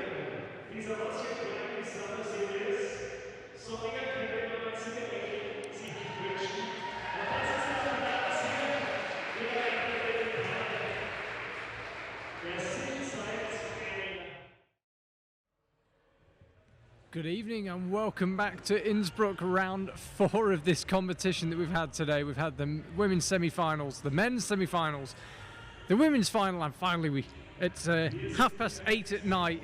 Here as the sun sets over the Tyrolean mountain, it is time for the men's final. Charlie Bosco here with Anna Storr, once again having made the trip back from the stage to the commentary box. We've been at it all day, and it is just great to see climbing back on the big screen. Enjoyed every minute of it so far, and one final to watch. Don't worry though, you will get your fix again. Next week we'll be back with exactly the same program for the second round of this Austrian Climbing Summer Series. First climber out onto the mats in this men's final, first of 6, the regulation 6 climbs through, and as with a typical World Cup final, you get 4 minutes each per boulder. Climbers have already done their inspections, their observation. and young Max Kleesattel making pretty light work of things up to the zone. Interesting final this. Only 2 of the climbers taking part of it have even been in a boulder semi-final at World Cup level. So for everyone apart from Sascha Lehmann and Jakob Schubert, this represents a big step up in terms of standard. They won't often have climbed alongside climbers of the calibre of Jakob and Sascha. Max being one of those 4 climbers that hasn't been in a boulder World Cup semi-final or final before. But he looked good in the qualifiers, backed it up in the semi-finals and came through in 6th place. If you watched our coverage of the semi-final, we ended the broadcast with confusion about who was qualified and why. I personally thought Jakob Schubert had got the zone, and on appeal the judges agreed. So Jakob makes his way in. It's Florian Klingler who missed out, and we end up with 2 Germans, a Swiss climber and 3 Austrians. Yeah, and hello also from my side. Anna Stör here. And it is your side as well. We're kind of socially distanced. Yeah, that's true. At the opposite end of the table. A good distance between Charlie and me here. Yeah, the semi-final has been surprising in many ways. I would have expected to have Yannick Floe, who placed 3rd at the Bouldering World Championship last year in Hachioji, but he's out of the final. Instead, we have Max out on the mats, and he's joined by 2 team colleagues of the German team and almost makes the top in boulder number 1. Strong performance by Max Kleesattel. Yeah, he's going really well so far. A decent first attempt, got the zone on his first go and looked even better that time. But this is a huge step up for him, as I say, from where he's been before. Yeah, he has had 3 World Cup starts so far. No final yet. He placed 27th at the European Championship in bouldering in Zakopane last year and was 10th at the European Youth Championship in Slani in Czech in 2017. So it's interesting, I think, for him to actually climb in all 3 rounds, because that might be a new experience, apart from German championships, obviously. But on the international sphere. See the judge down there wearing the mask. Obviously this is a coronavirus competition, and have to say now it looks more like a World Cup than ever, with the wall all lit up and the rest of the hall almost dark.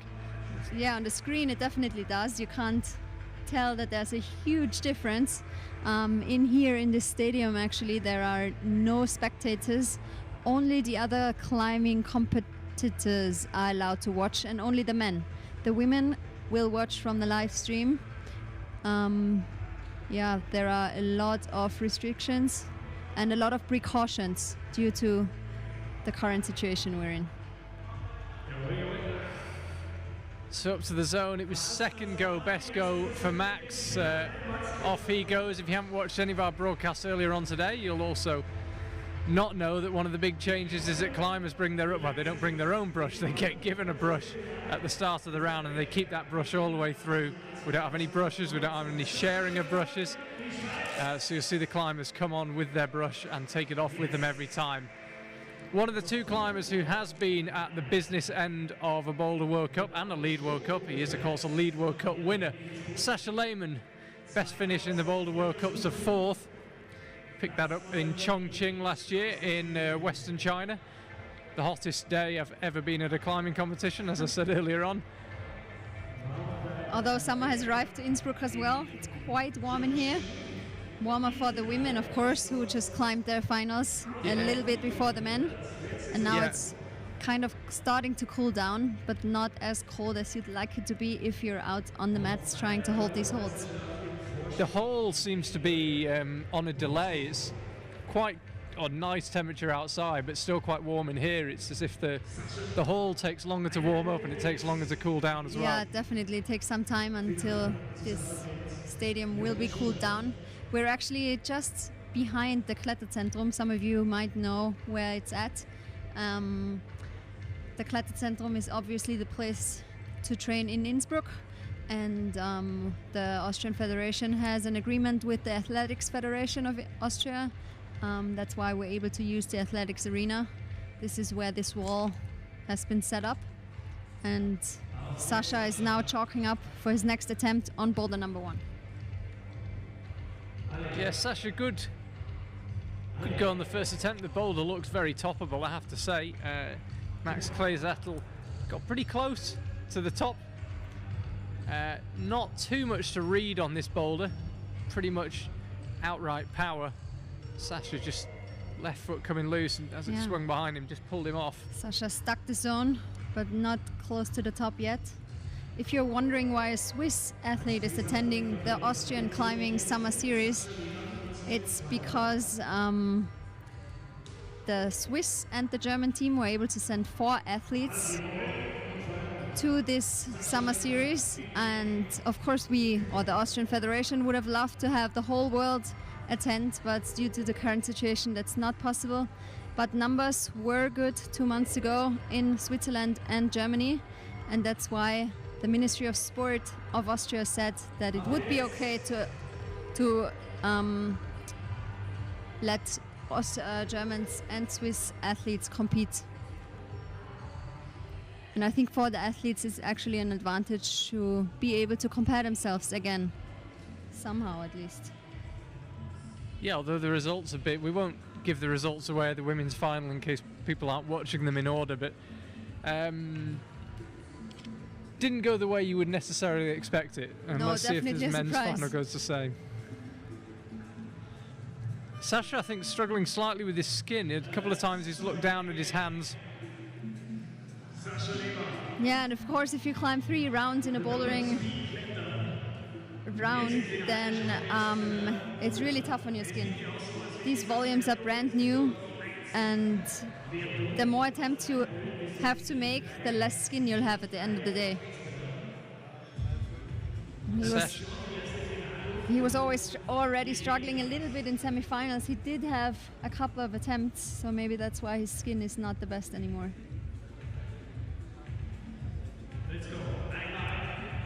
Yeah, sliding off these volumes when you're pinching them is really not great for the skin either. But Sasha, this will certainly be his last go.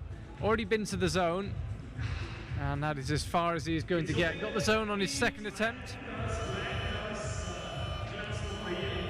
His time is up, and now it's Stefan Rest, who's never even taken part in a World Cup.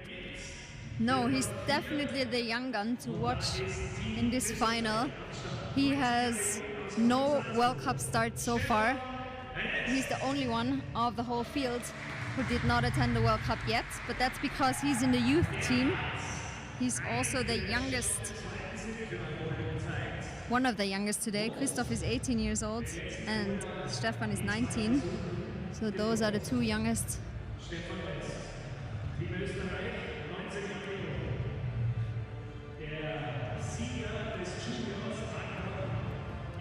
Stefan won the Austrian Cup in Klagenfurt in the juniors category. He is from Salzburg, which is 2 hours east of Innsbruck. Pulls on now for his first attempt. He's burned quite a lot of time just brushing, making sure the boulder's clean. Just struggle with that first move. You've got to get the timing right, and it's powerful as well, even when you get hold of it. Even if you get the timing right, quite tough to hold on to. You've got to squeeze with the right hand. Qualifiers for the men, maybe a little bit too easy, so the route setters have really turned the difficulty up a little bit. Men's semi-final was hard, and final looking that way as well so far, albeit we're very early on. Yeah, and also Stefan is looking at his hand, as did Sasha just before. I think they're all running low on skin. Of course, skin can be a decisive factor when it comes to holding these volumes. Trying to focus though, and he's trying not to think about his skin too much. Rubbing off the chalk on his shoes and going for another attempt. Here he goes. Oh, that's more like it. Looks solid all the way through that move. Can he get the zone? Come on, Stefan. Yeah. He has the zone on boulder number 1. can hear a lot of members of Team Austria, or the coaches of Team Austria shouting a lot, making an awful lot, a disproportionate amount of noise. Yeah, of course, the Austrian team is the biggest team here right now. It's the summer series of the Austrian Federation, and a lot of the youth athletes and the national team athletes are able to attend this competition alongside 4 Swiss and 4 German climbers.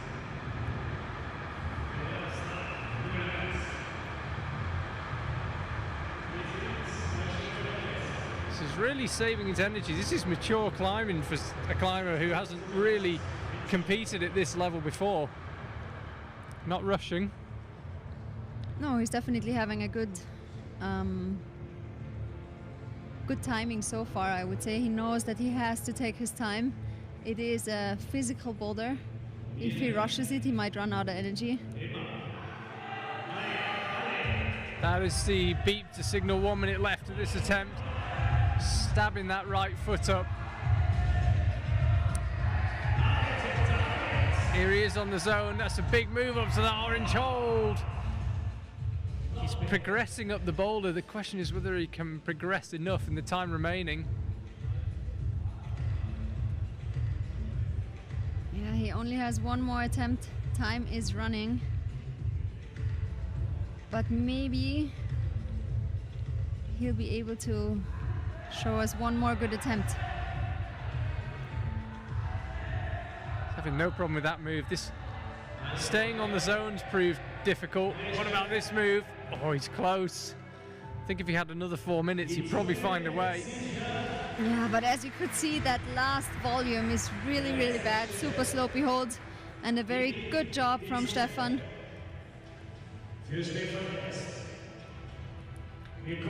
And we're already down to top 3.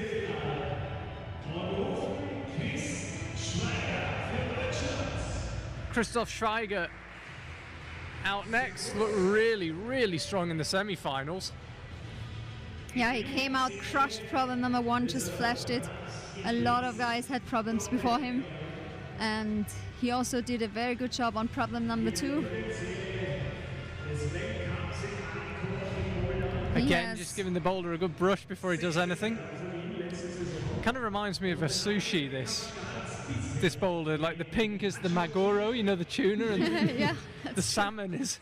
I can't remember the word for the salmon. Missing international travel, are you? This could be his boulder. I mean, he showed us that he has a lot of physical strength. In the semi-final, he just flashed problem number 1. Can he do it again in finals? Yeah, and even as a shorter climber, he's made that move look an awful lot easier than Stefan Rest did. Kind of static up to the zone. It's certainly not lacking power. Not quite for Christoph. He has started in 3 World Cups so far.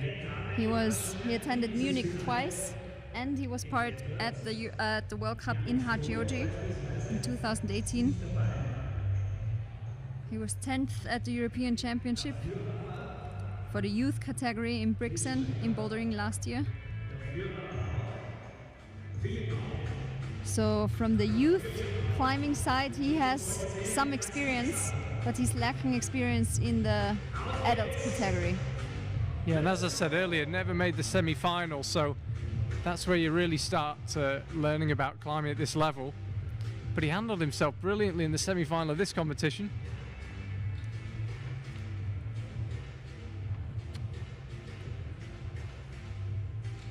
Perhaps getting slightly tired. It felt like the first go was maybe the best one. Gets a liquid chalk out. Yeah, the one favorite from Germany, who is Yannick Floe, did not qualify for the final at the Austrian Summer Series. And 2 other Austrians who would have been on my list, Florian Klingner and Nikolai Uschnik, are not in finals either. But Christoph Schweiger is, and he will show us another attempt soon.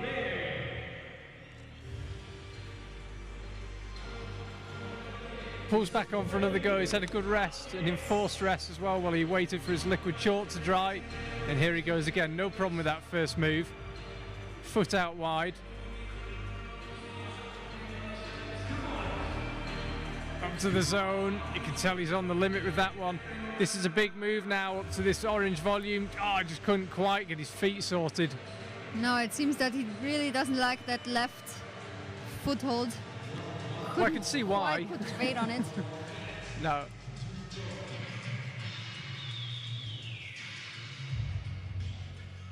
And he has 45 seconds left on the clock. So it'll be enough time for one attempt, but that'll be it then. I will be seriously impressed if he can do it, because he's looking slightly tired from those earlier attempts. Yeah, and it is definitely a physical boulder, so he has already used some attempts. He's trying a different beta now. No, just doesn't quite trust those feet, so he'll have to settle for a zone. Everyone got the zone so far. Both of the Germans, Christoph and Max Kleersattel, got it first go. Everyone else took a couple more attempts. No, but so far everyone was able to get the zone, and it'll be interesting to see whether Jakob can show us the first top of boulder number 1.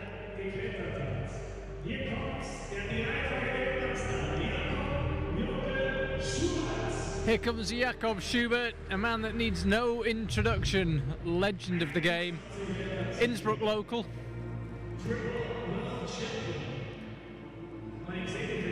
It was quite surreal actually. I went to get some food at the Kletterzentrum, and Jakob's just there warming up with the general public. So you've just got, you know, people like me, Jakob, more people like me. It's really quite surreal to watch him in that company, just quietly doing his own thing. Yeah, that's nice about the Kletterzentrum here, that everyone can climb there. World-class athletes alongside everyone else. And now Jakob is definitely motivated to show us a good performance in this final. Semi-final didn't really go according to plan, but it's a physical boulder, the first one, and usually he kind of likes this style. Looking pretty strong so far. Jakob had his index finger off that crimp initially, puts it back on. This could be a flash for Jakob. Strong stuff from the local hero. Top of number 1. Flash of number 1. Yeah, and that definitely gives him a good feeling, because he was not satisfied from his semi-final performance, and he knows that he was a little bit lucky to get through to this final, so he'll make the most of it today.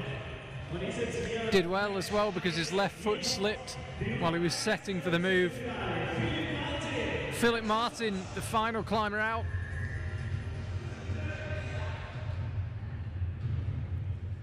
Martin placed 3rd at the beach games last year. Yeah.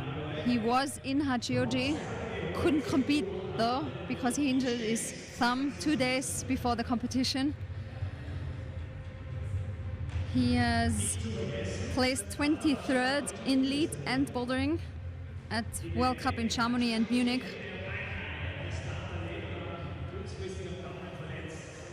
Has not climbed into a final yet. And now he's here leading the pack. Yeah, I mean, deserved in the semi-final. Very strong semi-final. You've already mentioned it a couple of times, but a lot of climbers we would have expected to see in the final didn't make it.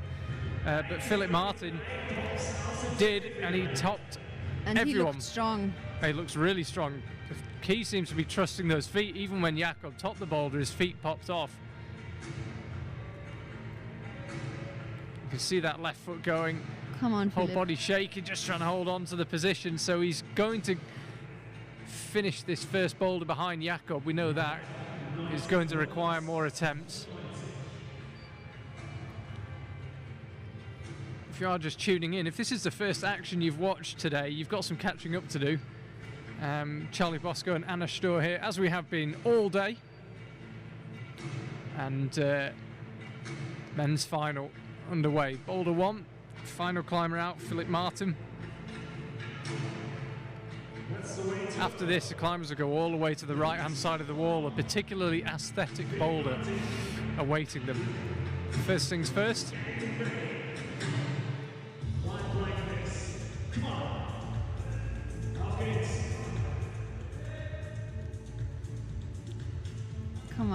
Philip. Just trying to remember, I think, the sequence he used last time.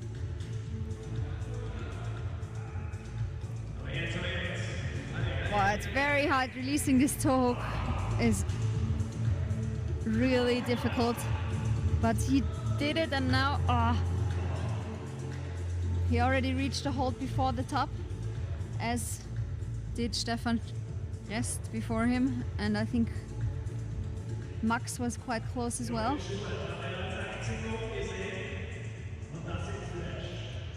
Philip has 1 minute and 20 seconds left. Yeah, a bit like Jakob, his left foot slipped while he was going for that orange volume. Yeah, you definitely want to have both feet on the wall if possible to be able to hold this hold before the top. It's a very bad sloper. And Philip takes his time before he will go and have his last and final attempt on boulder number 1. Interesting to watch the tactics of these climbers, because usually, of course, 40 seconds are enough time to top the boulder, but if you slip, gotta get on the wall again.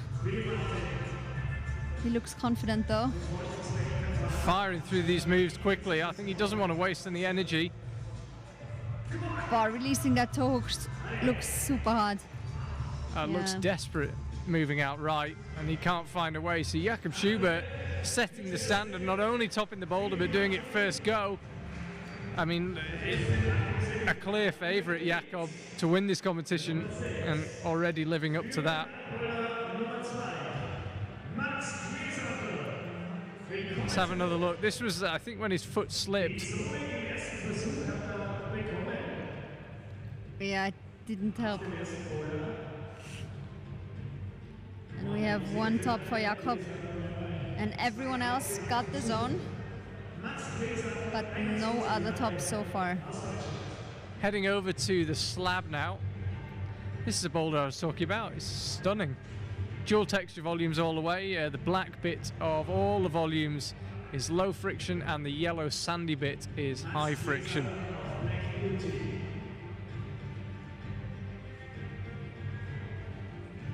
And that's pretty close to the method. Head out left and then kind of lay back all the way up to get yourself in position for a go at the top.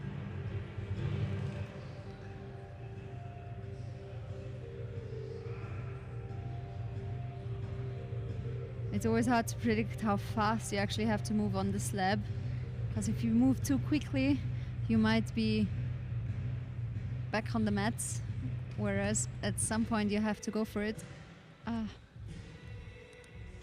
There doesn't appear to be anything to catch with your feet as you go out left. Now I believe you have to palm it.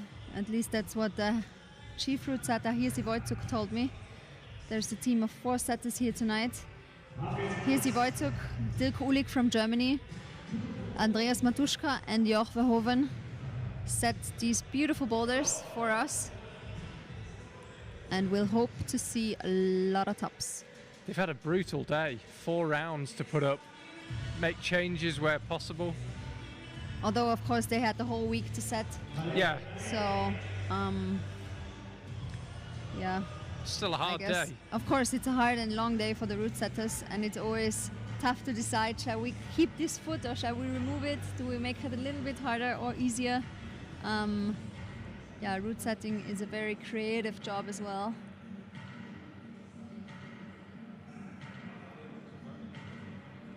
Sometimes it almost looks like art in my eyes. I agree, particularly on this boulder. Sometimes it looks like art and sometimes it looks like having a fight. Yeah. This one's definitely the art type. Max is having a hard time on this first move to the left. Got a new Trying theory a different here. method now, which looks promising. Boy, yeah. This is not what the route setters had in mind, but sometimes you gotta think outside the box. That's really creative to think of that. Yeah, as an athlete, it's not so easy to get the right method. And sometimes if it doesn't quite work out, you have to be able to think about other ways to solve the boulders. He likes the method. Yeah, Max did find a different beta. Yeah, the trick is getting your feet up while your hand is there.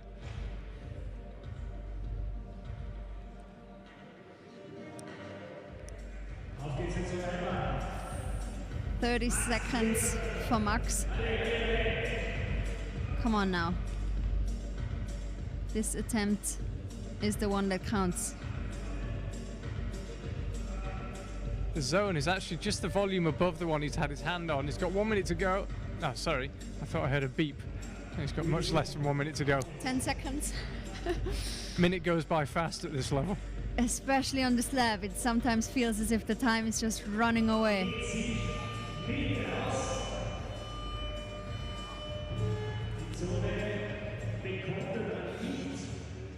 So Max, one zone for him on the first boulder, nothing on the second one. Sasha Lehmann out next.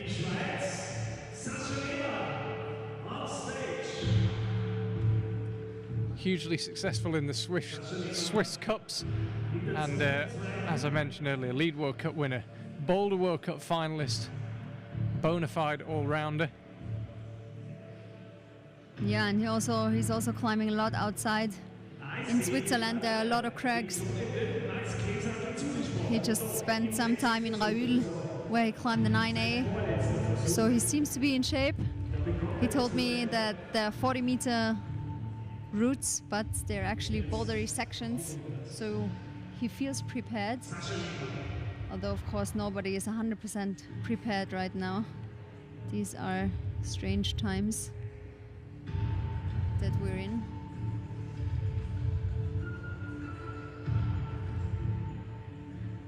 Takes another minute. Already had a second to look at it, Sasha Lehmann. Perhaps lining up for another go.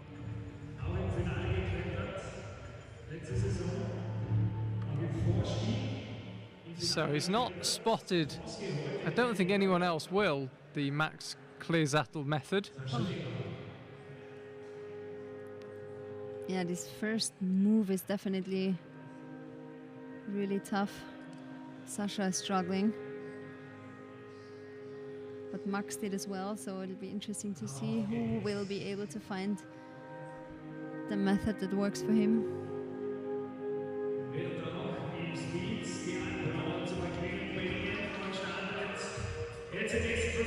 So Sasha, going really quickly.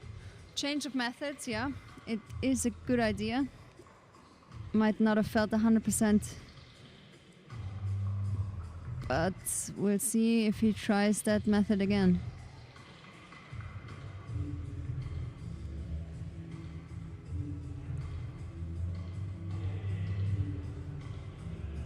Yeah, I'll be interested to see here. Does he go slowly? Does he try that quick method again?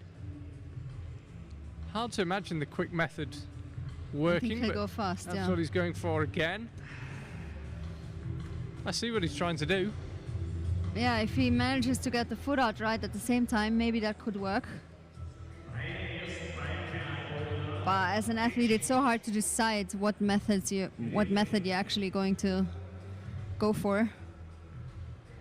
I guess both ways kind of feel possible for him. Which way is he committing to? Sasha just pausing, now pulling on again. And is he looking for that Max Clearsattel method? I think he looked like he was feeling underneath the hold. Decides this time to go slowly. Sadly, the same outcome. Almost. He's deciding to brush the holds again.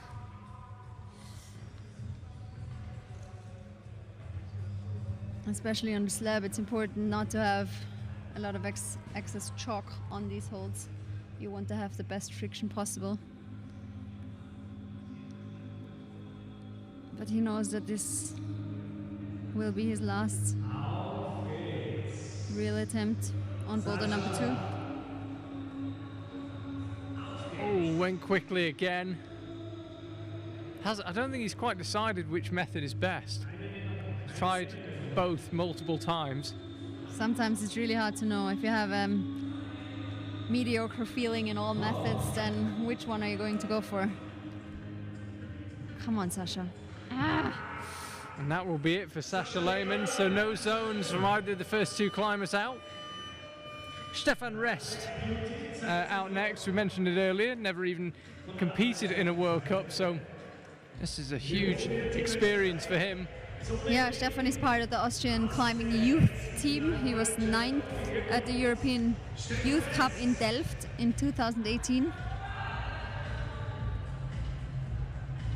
And now it's his first time on the big stage with the old competitors. Or with the adult category.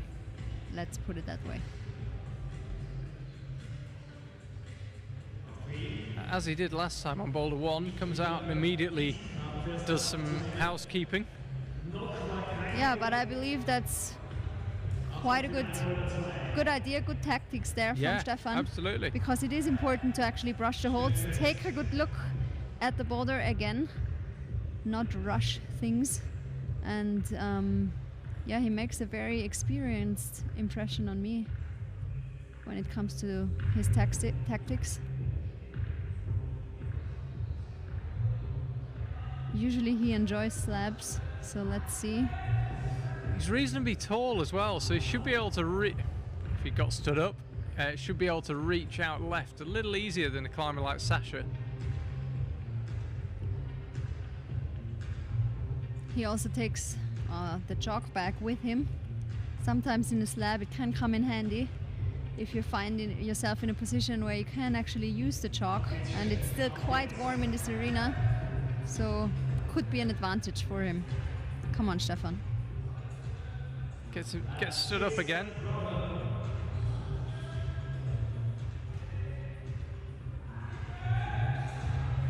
Look at that, great camera angle. You see him just lost in concentration. Yeah, that was a really good angle.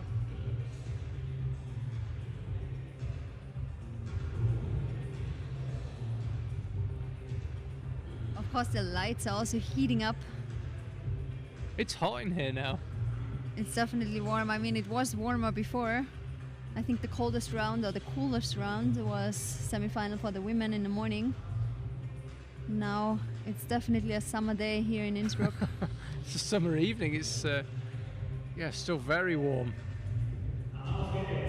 But all climbers have the same conditions, so they'll have to deal with the heat.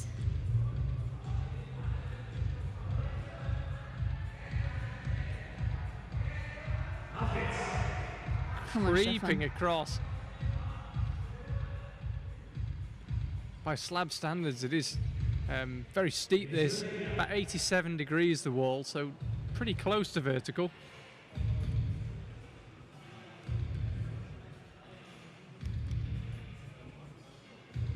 Just over a minute remaining. Would be good to see someone progress on this boulder. Oh, I'm sure we will see a zone and maybe even a top on boulder number 2.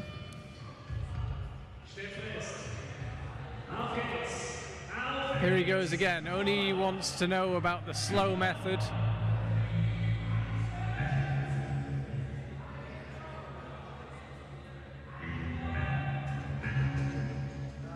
Easing over, trying to use the screw hole just to give him a little bit of something to get some purchase on. I think he's not 100% sure whether his method is the correct one. Now he's trying the fast way, yeah.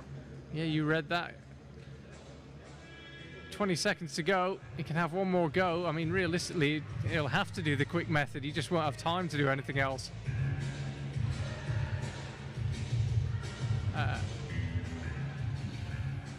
And no Joyce. Has nobody yet really made any progress on this one. 3 climbers in. Christoph Schweiger up next.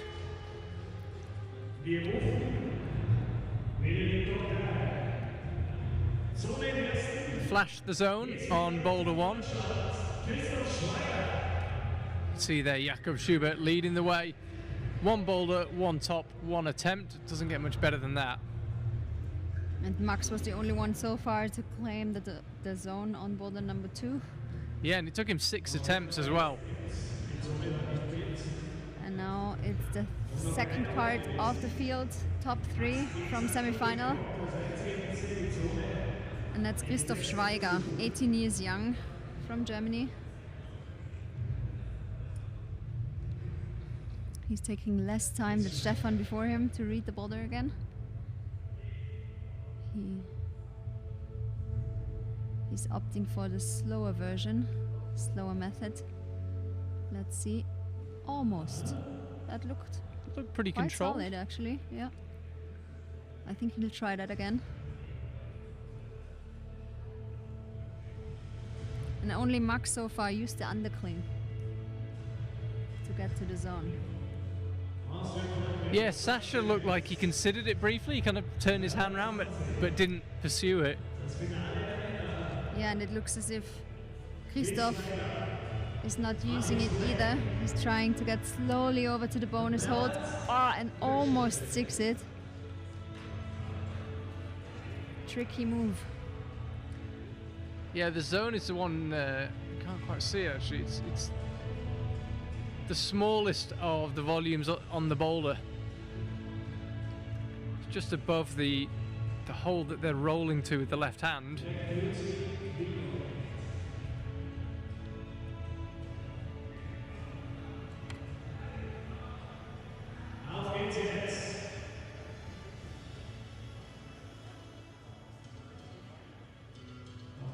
Come on, Christoph. And it's so hard to actually change your method if you feel as if you're so close. And I think that's what Christoph feels right now. He almost sticks the zone, but can't quite get it together. It'll be interesting to see whether he changes his sequence or whether he sticks to the method he's been trying so far. Using a very soft shoe, which is usually good for these volumes. Climbers just not, they're getting across, but they're just not managing to stay there. But he looks incredibly close, I have to say. These are the micro calculations that route setters are making though. Do we put a little jib to help them there? Do we not put a jib? Do we tilt the volume 5 degrees so it becomes a bit more positive? Yeah, route setting is a nerve-wracking job for sure. Because you always feel like, I should not have turned it maybe this way. They did a very good job so far, and wow! Oh, I'm still not quite sure how he's still on the boulder, but he is. And he's now really entering the final section. He's got the zone. Yeah, and Christoph was the first one to actually stick the right foot out, and wow! Where did that come from? He just topped the boulder without even using the last volume. Wow! Good job. I'd love to see that front on, because I want to watch the replay.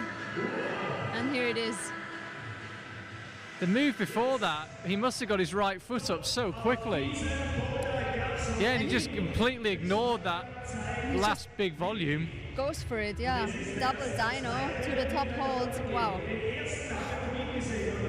I bet it was a nightmare getting that on for the route setters as well, and it just gets ignored. Yeah, there are always multiple ways to solve the boulder. And now, of course, the pressure is on Jakob Schubert because he knows that Chris just stopped. And he also knows that the slab is not his biggest strength. Of course, he is a world-class athlete. He has won Bouldering World Cups 3 times already. So he knows what it means to be under pressure. And I'm interested to see Jakob's slab performance. Yeah, 21 World Cup wins in total, Jakob Schubert.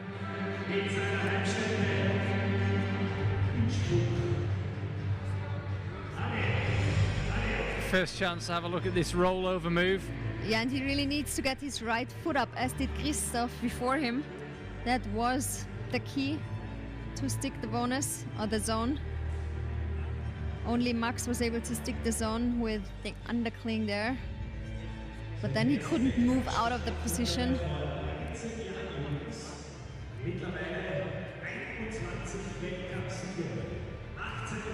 Jakob just taking another look. I think pondering his method. Maybe he didn't feel very secure as he went out left.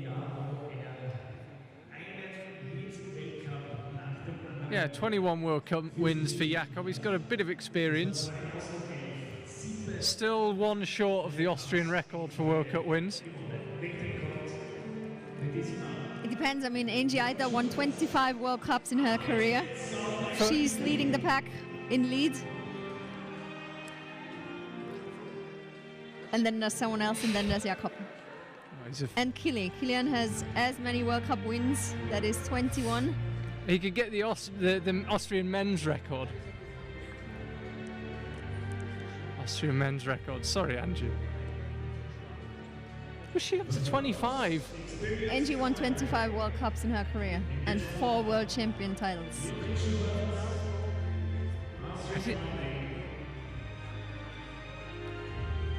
Yeah, but Jakob won 21, which is an impressive number.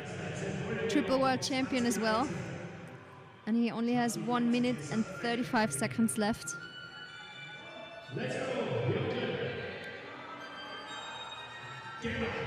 Really needs this, Jakob. He's currently in second place, but the final is in his hands because he's already got the lead from the first boulder. Of course, it would boost his confidence when he could top this boulder. It would give him a very comfortable position to be in. Yeah, but it doesn't look as if he enjoys this slab so far.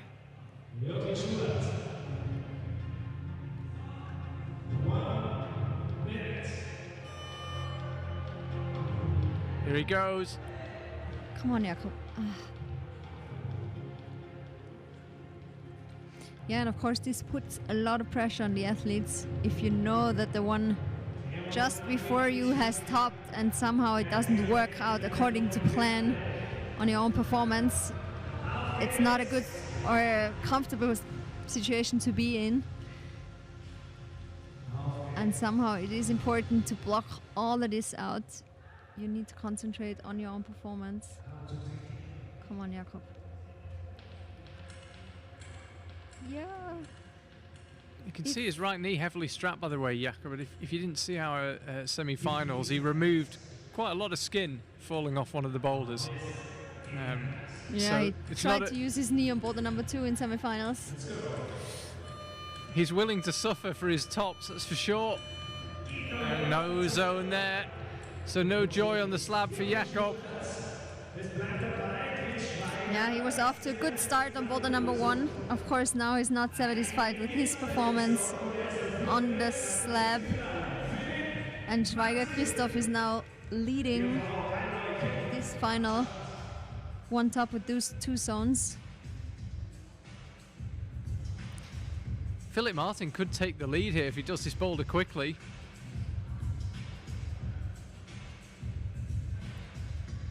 Yeah, I think frustration will be the main emotion for Jakob.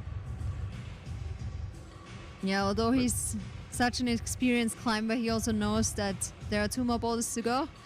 And if he's angry right now, that won't help him. He needs to control his emotions and focus on the last 2 problems. That's important in bouldering. And Philip is now on boulder number 2.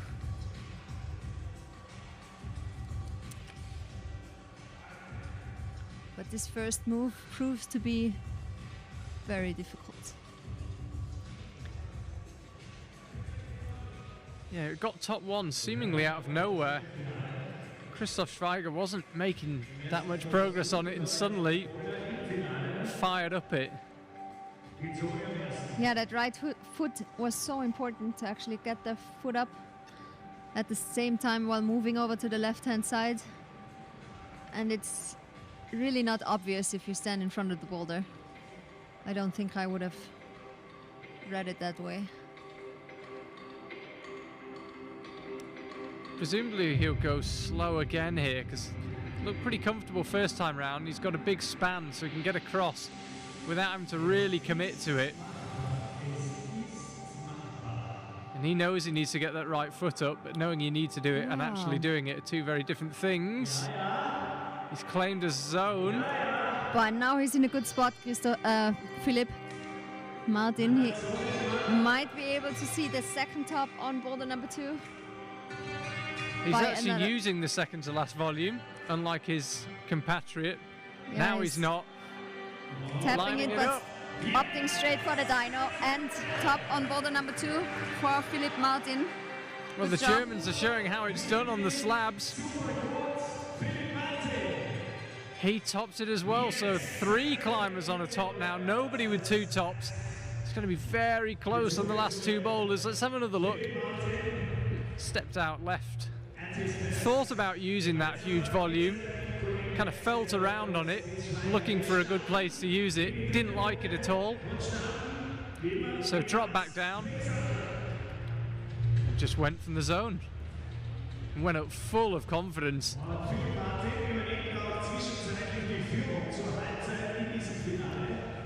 So Philipp Martin actually leads the way.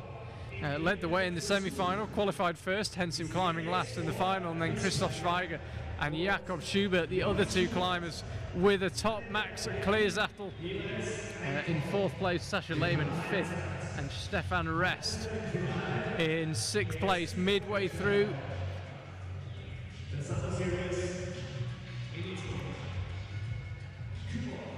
And boulder number 3 is on the left-hand side of the wall, which is the steeper part.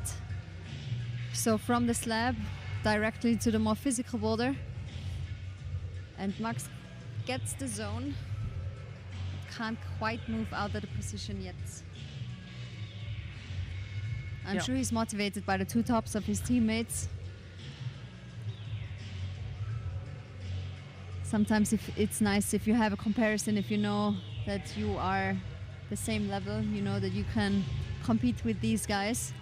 So well, it's a really good point, because the only people they've had to compare themselves to are their teammates. So you know where you are relative to your teammates, but so the interesting thing is where you stack up compared to everyone else. Yeah, exactly. And also in the World Cup, it might help if some of your teammates are in front of you, then you know if they top, you know that you can do the same. Sometimes it helps, other times it puts pressure on you. Always different situations.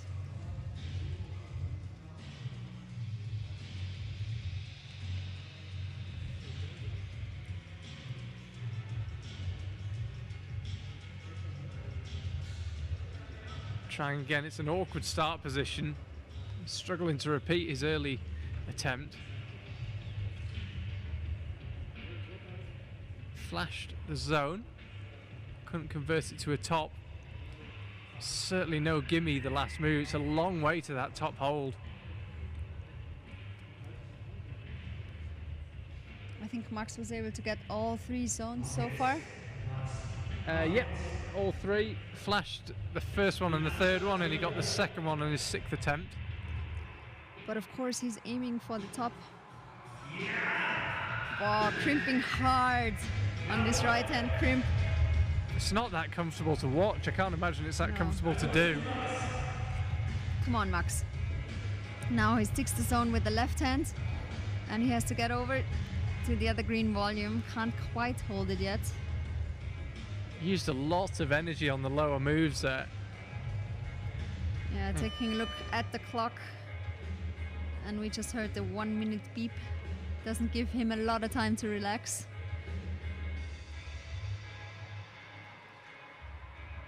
But usually as an athlete, you know that if you have 40 seconds left on the clock, that should be enough for a proper attempt. Although no slipping allowed. Yeah, and since he fell at the first move, he can give it one more try. But then that'll be his last and final attempt. So no joy. Does pick up the zone though. He's been to the zone on every boulder. Yeah, shakes his head there. Had one really good attempt.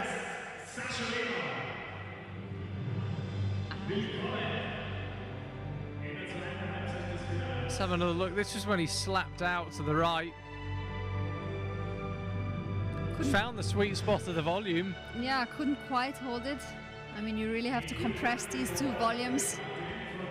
But Max has 3 zones and 1 more boulder to go.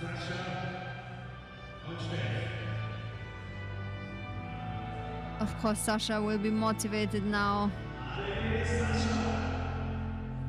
to show what he's got. Come on, Sasha. He uses a different method than Max. He doesn't change hands, but goes directly with the left hand to this crimp, and now goes again. That looks actually very good. Come on now. Looking really solid on this attempt, Sasha Lehmann. Now just needs to keep squeezing those volumes, get the feet high, launch for the top. He touched it, but he was just a little short. Wow, but that was close, and I think he knows that he can get to the top of that boulder. The lower part looked very solid, and a good method there from Sasha. So now he'll be taking his time, hopefully, trying to relax a little bit. We've got some very mellow piano music. We're used to kind of Euro pop and classic rock, but very mellow music for Sasha to relax to. Yeah, I think sometimes it is important to actually take your time, even if 4 minutes are running by fast. But if you know that you can top this boulder, why do you have to rush it? 40 seconds, as we said, are enough to top a boulder. And I think he's doing a good job from his tactic-wise, that he's actually taking a time, trying to get back some energy. Because it is tiring to have an attempt in such a powerful boulder.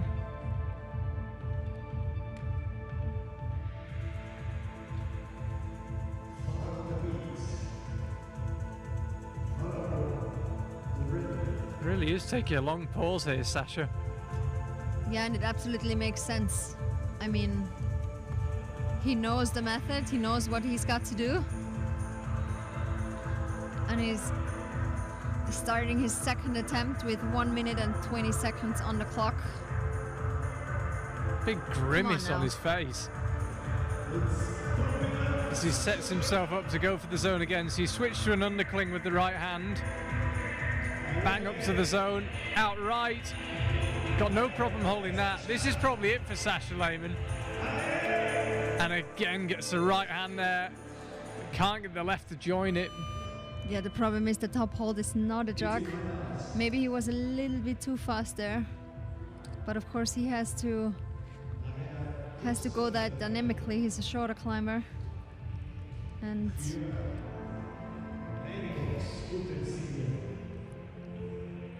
it'll be an impressive effort if he can do it, but I think he'll probably leave it as late as he possibly can, which is probably 25 seconds-ish. Yeah, 25 would be enough, and he needs some time to rest, but of course, bah, that was a tiring attempt just before, so it would be, maybe he can surprise us with the top here on boulder number 3. Come on, Sasha. Head goes back as he throws up to the zone. You can hear the clock ticking down. Hard. And the clock denies him. Sadly not enough. He secured the bonus zone hold. But no top for Sasha Lehmann on boulder number 3. That was probably the closest he got. I think that was the first attempt at the top, maybe slightly closer than the second. But no top. Stefan Rest now.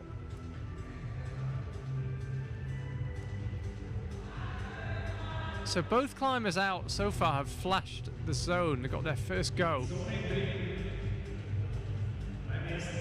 We're on World Cup rules, so most important way we separate the climbers is who gets the most tops, and then it's who gets the most zone holds. If you haven't watched climbing before, you can see the clearly marked zone hold there, right at the top of your screen, midway up the boulder. And both climbers so far have got it first go. Stefan was able to get the zone on the first boulder. No zone for him on the second one. But hopefully he'll be able to get the zone on boulder number 3. Come on. It's a tricky position, this start. The hold he's brushing right now is definitely not good. No, it's a really funny shaped hold, that one. It's a really strange shape. Yeah. Like a little... Not my favorite type of hold, but... It's like the end of your thumb or something. It's a really odd shape. Taller climber as well. It looks like it's a little bit harder for him to fit underneath that second big red volume. Yeah, it could be a little bit weird position-wise, but of course all he's thinking about is not whether he likes or dislikes a certain position, but he wants to get to the zone. And we can see here Sivoy took the sheaf root setter just underneath the clock on your left hand. Yeah, I was thinking there's pressure. Right, yeah. Of course he also wants to see a top on boulder number 3. Root setting is a very tough job. All these boulders are climbable, but it always depends on so many different issues if the climbers are actually able to do it. And he's looking at his finger. Yeah, really suffering. We've got a good close-up. I don't think he's cut.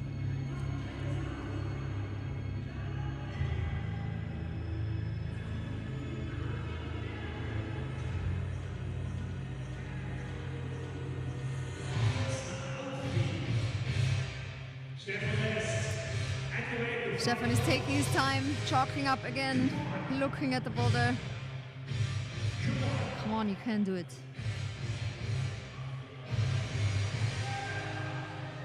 Pulls back on, you can see, gets himself in a stable starting position. Yes. He's really struggling with his right hand. Minute left. Yeah, Stefan was one of the climbers who used a couple of attempts in semifinals, and of course you can feel that on your skin. The more attempts you need, the less skin on your fingers, and that makes a difference when it comes to friction. 40 seconds left on the clock. Come on now. He's the only one in the final who has not started at the World Cup yet. Of course, he's a youth athlete. He's climbed in the European Youth Cups and is definitely the young gun right now in this final of the Bouldering Summer Series. No, he doesn't fancy another go at that. Just couldn't get that left hand to stick. If you're wondering why all the climbers are taking their brushes, that's another precaution due to the current situation. Yeah, they get their own brush all the way through the final. Yeah, I don't brush think you're is allowed one to bring. precaution. Are Then you of allowed to course- bring your own? Do we know? No, you're not. You get given one. Yeah, they give one. Because it could be, like, it could make a difference theoretically if one has a better brush than the other competitor. So they all handed the same brush, just to have a standard, to have the same. So they don't get to bring. Someone doesn't get a carbon fiber one or a No. like an electric toothbrush. No. Unfortunately not. An extendable toothbrush for the top hold. Yeah, exactly. Well, you joke, but you know some of those small crimps. Yeah. I mean, you see ventilators all the time on the rocks right now. Why not electric toothbrushes? And now we have Oh, a completely stuff. different method.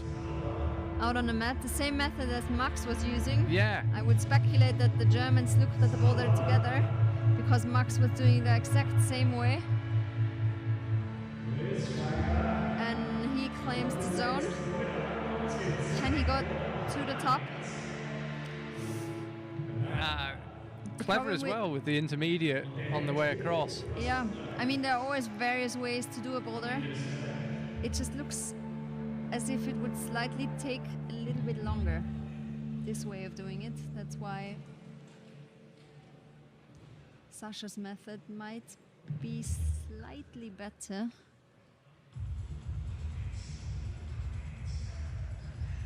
But climbers have proven me wrong for a lot of times already, so it's always hard to tell which method actually fits the climber. It's also an individual thing. But from this perspective behind the screen, I would favor Sasha's way. Come on, Gustav. Again, going with the right hand. He's got so much contact strength, he just stops. Yeah, now he has to cross over, which looks really, really tough, but he manages to get the zone again. Will he be able to stick that green volume outright?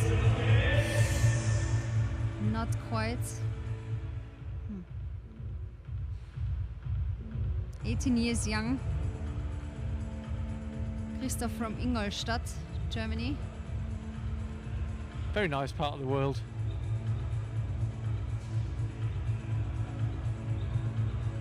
Yeah, and he's deciding to use a little bit of liquid chalk.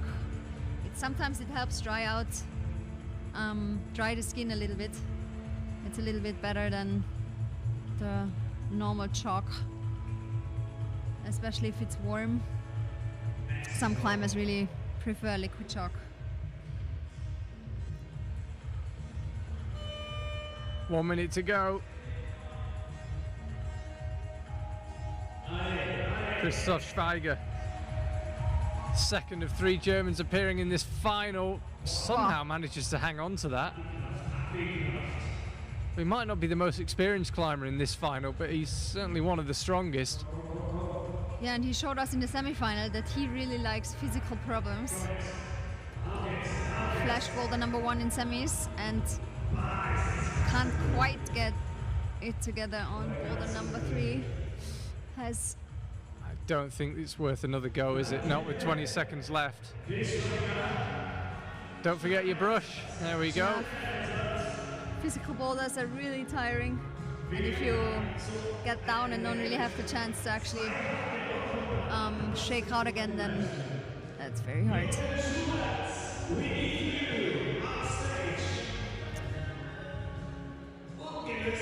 Yeah, he goes up with the right hand, just like Max. Slightly complicated method. We saw Sasha going out with the left hand, which looked slightly better in my opinion. It just looked a little bit as if you could save that tiny little bit of energy that you'll use or need for the top part.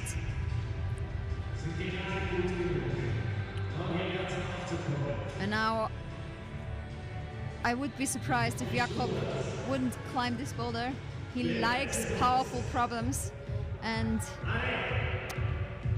yeah, let's see if it actually works out for him. Hard to get the foot up for Such Jakob. a great competitor, Jakob. I've said a few times, maybe the best competitor at the IFSC for just, he seems to be able to get his season to peak at the right time. He seems to be able to find a way to win in different circumstances.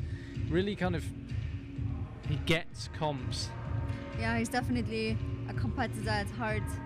He likes competing, although this final is hard for him so far. But once he is able to hold holds, he usually doesn't let go. And this is the steep part of the wall. Come on, Jakob. So he goes out right You first. should like this one. Then onto the zone. This is second attempt, Jakob Schubert, and already he's lining it up for the top. Just gets a hand on the top like Sasha Lehmann. Can't stay there. Yeah, same as Sasha. Jakob is brushing the holds. He has not the best method for the lower part yet. He could save some energy there, I think. Given that we've had climbers as strong as Jakob and Sasha going for the top, neither really looked like they could do it. I mean, could try going 2 hands at the same time. I mean, what? No, I think the method is correct. You think? Going 2 hands would... I believe that the hold is not good enough for doing a double dyno at this height. Right. I think he has to actually compress with the zone, but maybe be able to reach it a little bit higher. I think Jakob will be taking his time now, and yeah, I think he's got it in him to top this boulder. Let's see if it works out.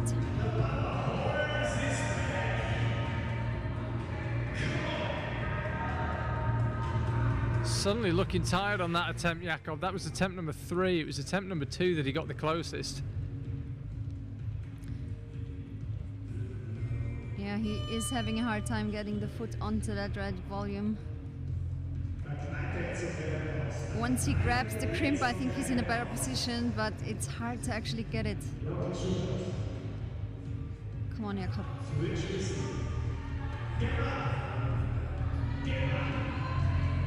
And now he's got it. Come on, now go left. So it's going right then left again. Now needs to get in position. That's what counts. Come on now. So strong, Jakob Schubert. Went with one hand only. Stayed there. And brought the left up to join it. Such powerful climbing. Yeah, and nice you're absolutely job. right about the method. I don't know why I'm surprised, but Well, nice job from Jakob there. I was nervous for a minute, but he showed that he has got the experience. He is a world-class climber, and he is the first one to top boulder number 3, which was very important. Shaking his head there, not 100% satisfied by his performance so far. It's been up and down.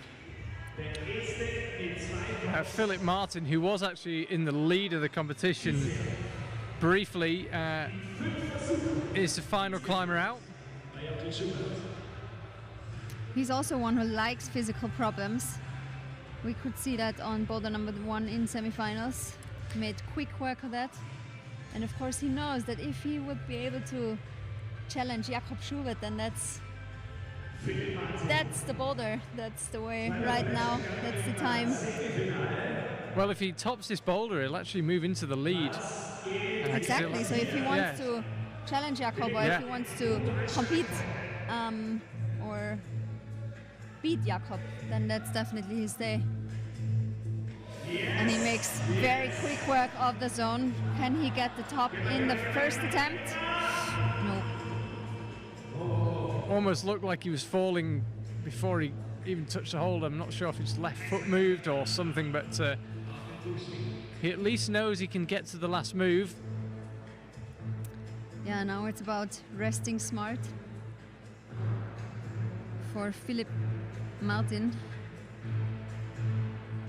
Needs to take his time because attempts on this physical boulder are tiring. And this last move is very difficult because your feet are so high, your hands are not that good, and you have to kind of be able to go for it and then hold that top volume, which is not a jog. So he's setting off with more than 2 minutes remaining, so clearly saving enough time for another good attempt. Yeah, I'm surprised. Not sure if that's the best idea, but he seems super motivated. Come on, Philip. Climbing so quickly through that lower section. He's not actually using that much energy, I don't think. Here he goes again.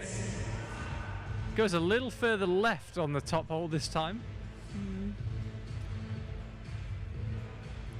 Yeah, sometimes it is hard to actually take that rest because you know that you're motivated, you want to start into the boulder, you don't want to waste much time.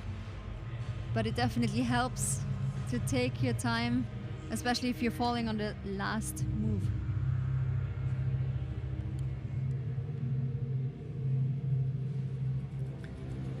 Now surely he'll take a slightly longer rest now and really just go 100% for this last attempt. About to tick down to 1 minute left.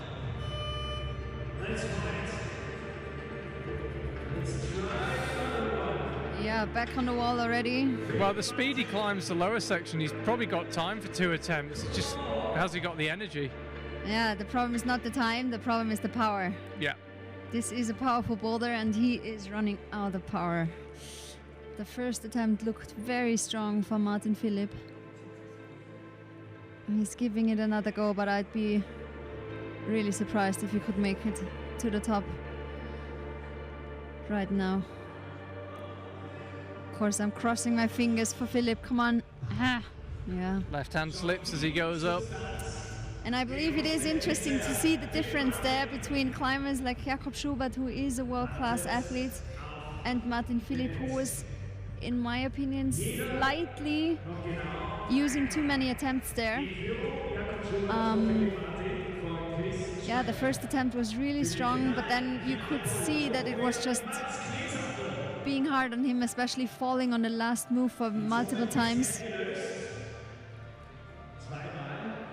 And we're moving on to problem number 4 with Jakob in the lead. Yeah, so interestingly enough, actually, Max can't win the competition now. The bottom 3 climbers can't win it. But will he be the first one to have 4 zones? Yes. He could be. Certainly stands a chance. He climbed strong throughout this final. Sadly, no top so far for Max Kleesattel, Team Germany.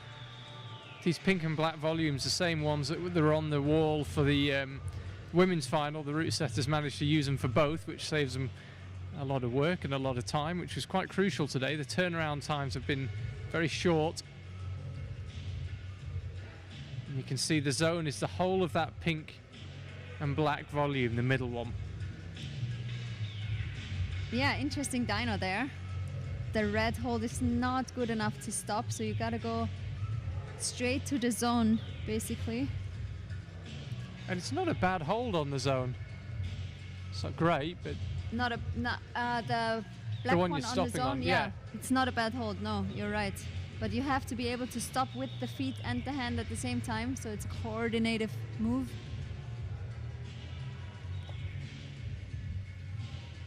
Well, it's tricky to get the timing just right. Come on, Max. tried to stop that time. As you say, it's not a good enough hold to stop, especially because you're moving right when you catch it. So when you initially land, it probably doesn't feel too bad, and then it just feels worse and worse. Wow. Or you could just clamp the foothold. I think the route setters didn't predict or weren't looking for that method and can't quite get to the zone, but that's a clever method from Max. And Max is a climber who has shown us a lot of different methods already. If we think back to the slab, he was the one who used the undercling. Yeah. So that's definitely a good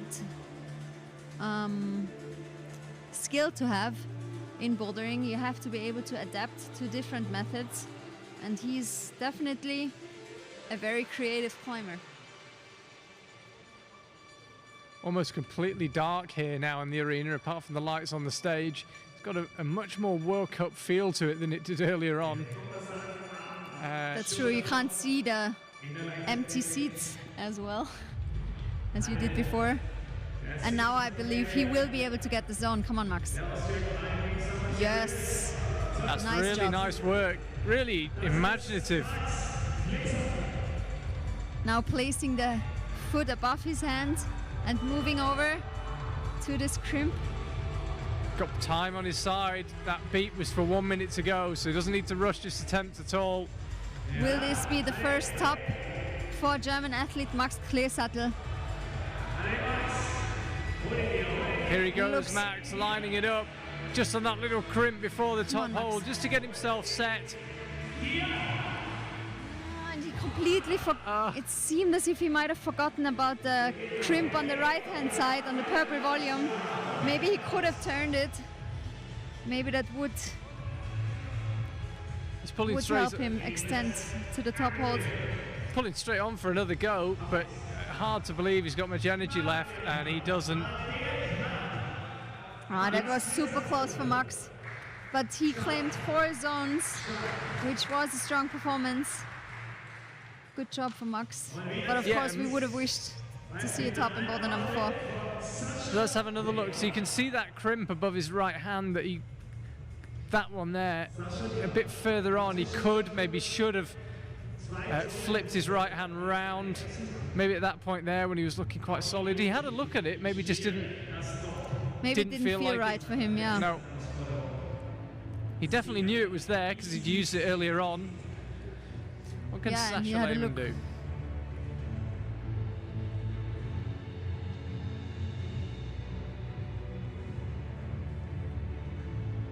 Now we have the World Cup winner of Switzerland, Sasha Lehmann, back on the mats. Lots of strong climbers from Switzerland throughout many years of competitions. If you think back to Cédric Lachat, French machine, Swiss French machine, excuse me, or Matthias Müller, another Swiss athlete who used to compete back in the days. And now we have Sasha Lehmann in this bouldering final, very young climber. He is 22 years young.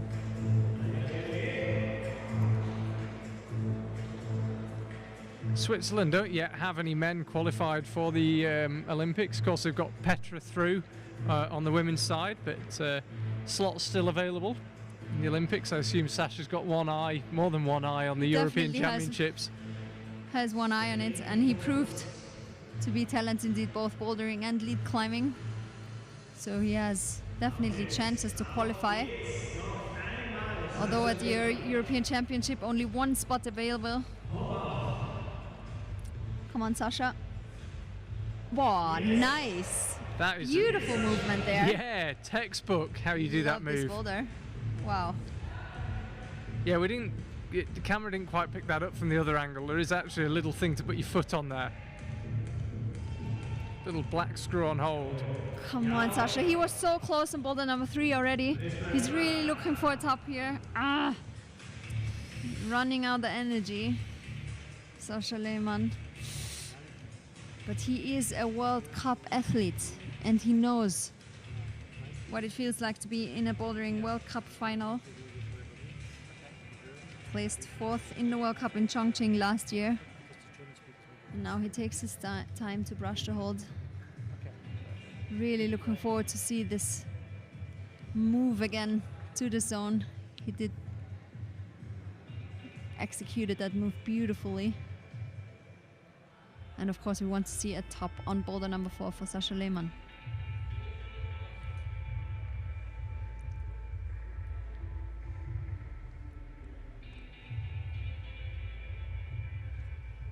I do feel slightly sorry for Sasha. Yeah, for sure he's not satisfied for his performance now. He had a really funny semi-final where it didn't feel like it was going well, but he ended up 4th. But it didn't feel like a good day, but it ended up being a good result. It was a really strange one. Yeah, that's true. And of course he's aiming for a top here on boulder number 4. Didn't get one yet. He has to forget about all the other boulders and concentrate solemnly on this one now. It's such a cool move to the zone. I hope he'll be able to do it again. Yes, sticks it. Nice. He really does it as 2 movements. Yeah, he does it really cool with 2 double dynos, one after the other. And it's a really change of style in this boulder. First you gotta go fast, and then you have to control the last part to the top hold. And we have to say goodbye to Sasha. So Sasha Lehmann's day here in Innsbruck is over. Such a cool move. It's a brilliant move. Stefan Restnauer of Salzburg, as you mentioned earlier.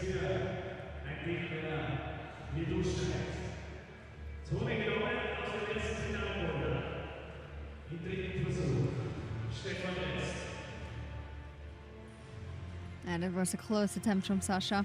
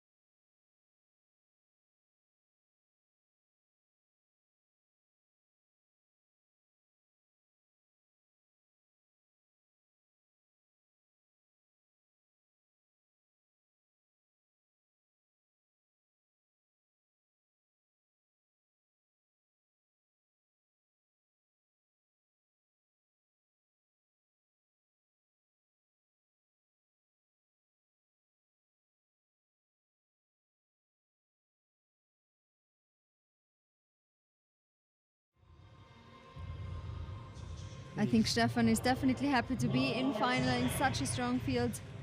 A lot of other teammates did not make it, but he made it into the finals. He has 2 zones now, and maybe we can see a top on boulder number 4 for Stefan Rest. You see the route setting team over there on the right, all taking photos of him. Oh, I think some of them are back next week, aren't they, for round 2 of the summer series? I think Andy's back. yes, some route setters are back, you're right. I believe Joch is back and Andy. Not sure about Dirk and Matthias Wojcik though. Don't think so. I think Jorg and Andy. Jorg only lives down the road. I mean, you might as, Yeah, might that's as well true. come along. Joch can bike to the Kletterzentrum. Of course, in Innsbruck you can always use a bike, even if you live at the other side of town, like myself. Innsbruck has 120,000 inhabitants, so it's not the biggest city, which makes it nice to bike all the distances from one end to the other. Especially if you've got a bike with a battery. I caved in. Yeah, definitely. I mean, e-bikes are definitely in the coming. And now Stefan is back on the zone. Come on now. Press hard and then crimp hard. Oh. Can't find a way.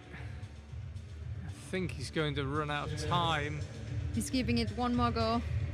He is, but he's already got the zone, so Of course, it's he hard wants to the imagine top. getting to the top from here in that time. It's his first international adult final. He has not been in the World Cup yet. So good job to Stefan. Yeah, finishes the day in 6th place.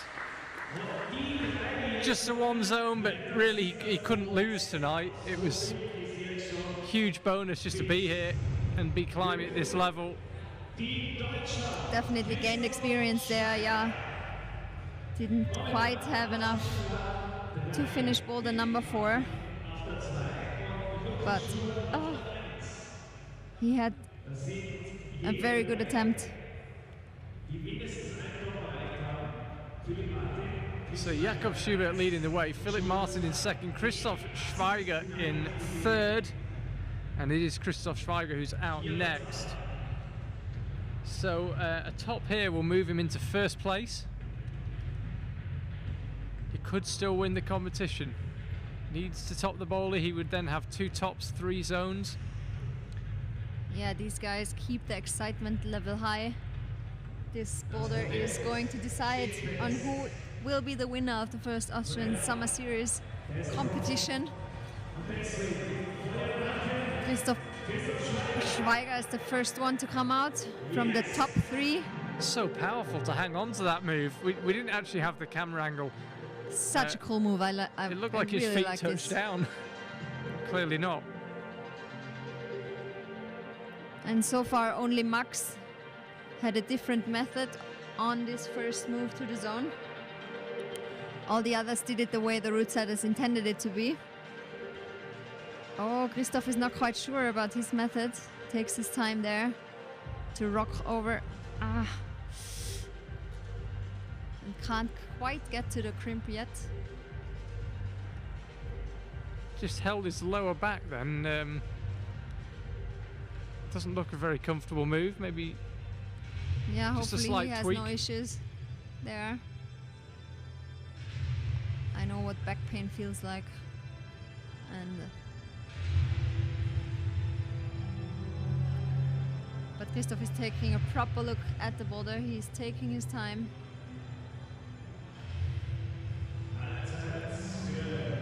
Well, whatever happens, he's going to finish on the podium. The top 3 is decided. It's just the order that isn't, and it is the remaining 3 climbers. So been set up nicely here. Yes. It's final. Very casual the way he just skips across. Can only repeat myself by saying that that's such a cool move. And now, come on, yeah, it would be the correct beta. Of course, there are always different betas, but wow, now he's going Done well to get his into foot the underneath his arm. Yeah.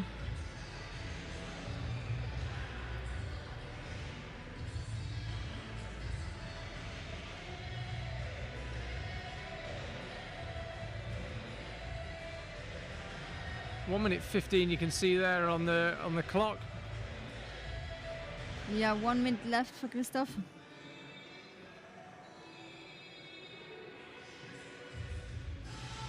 He's got a really nice way of doing this first move.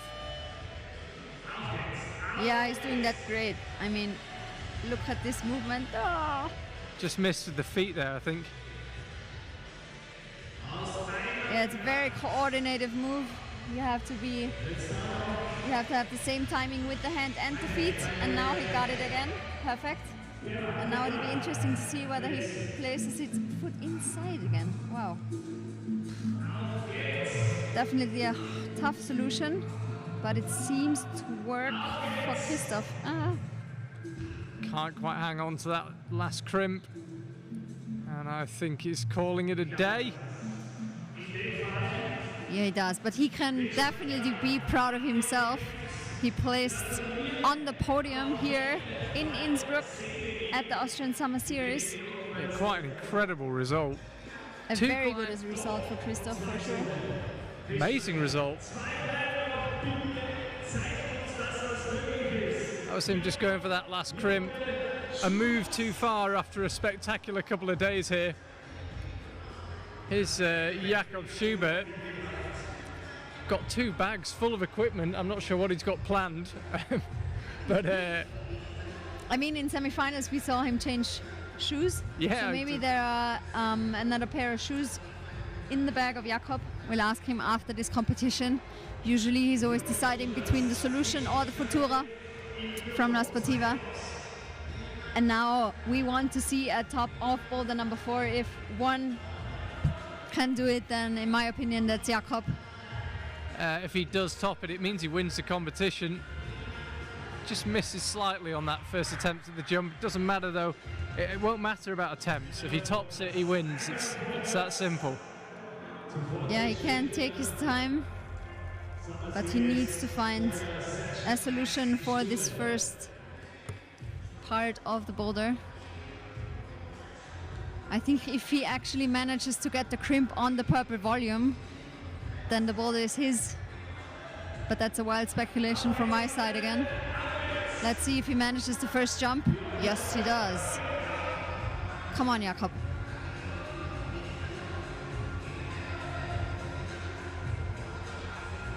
Just trying to figure out how to get the foot up. We mentioned earlier on in the semi-final, not the most flexible climber.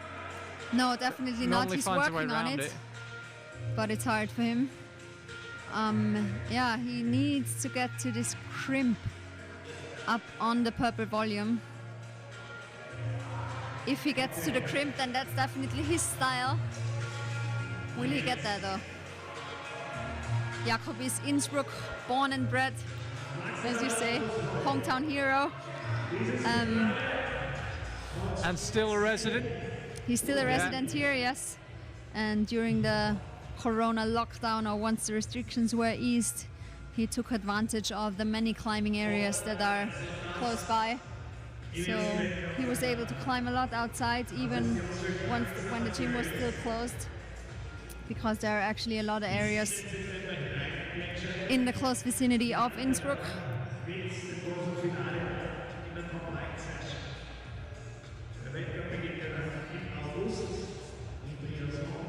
Minute and a half for Jakob to find a way. Yeah, I reckon he'll use the time to take a proper look at the boulder, take some rest, and maybe give it another go when the 1 minute beep appears. So Jakob pulls back on it. Only just got his left foot on and just missed the jump that time.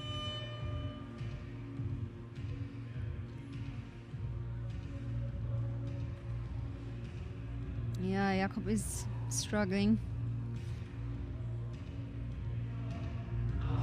But I believe he can still do it.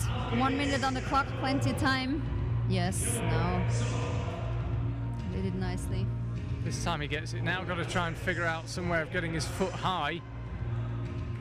Yes, places the heel on this tiny little screw hold, and it slips off. Too bad for Jakob. And he decides he does not have time for another go. Says hi to, I was about to say the crowd, says hi to his team, and heads back in. Yeah, he's had enough from this boulder. Too bad. We can still... Yeah, he had a hard time getting the foot up. Although the heel hook looked quite promising.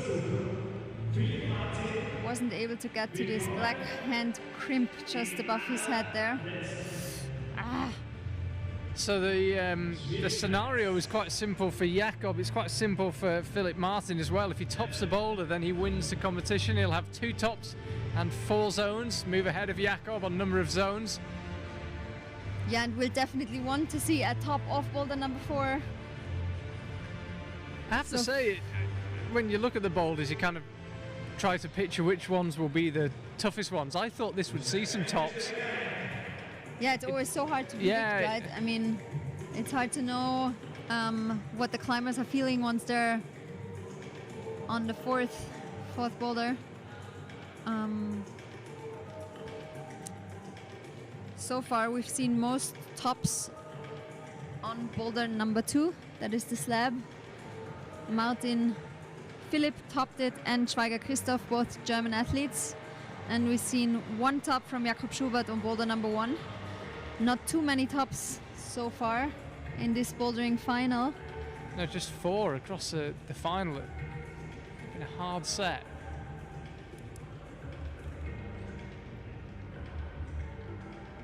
Definitely a very hard set.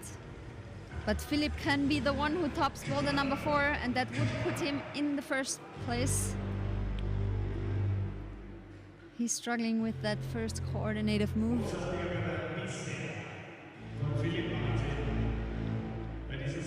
But he's shown a very strong performance today. He was looking super strong in semifinals.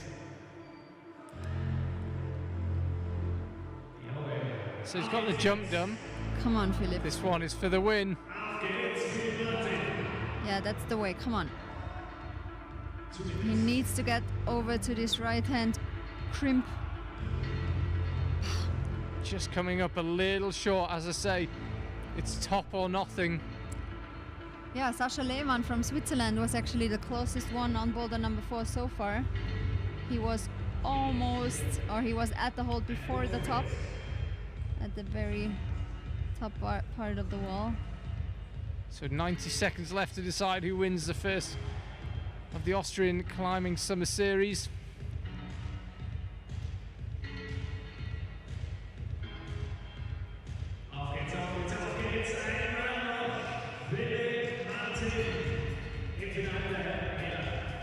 Come on, Now can't repeat that move.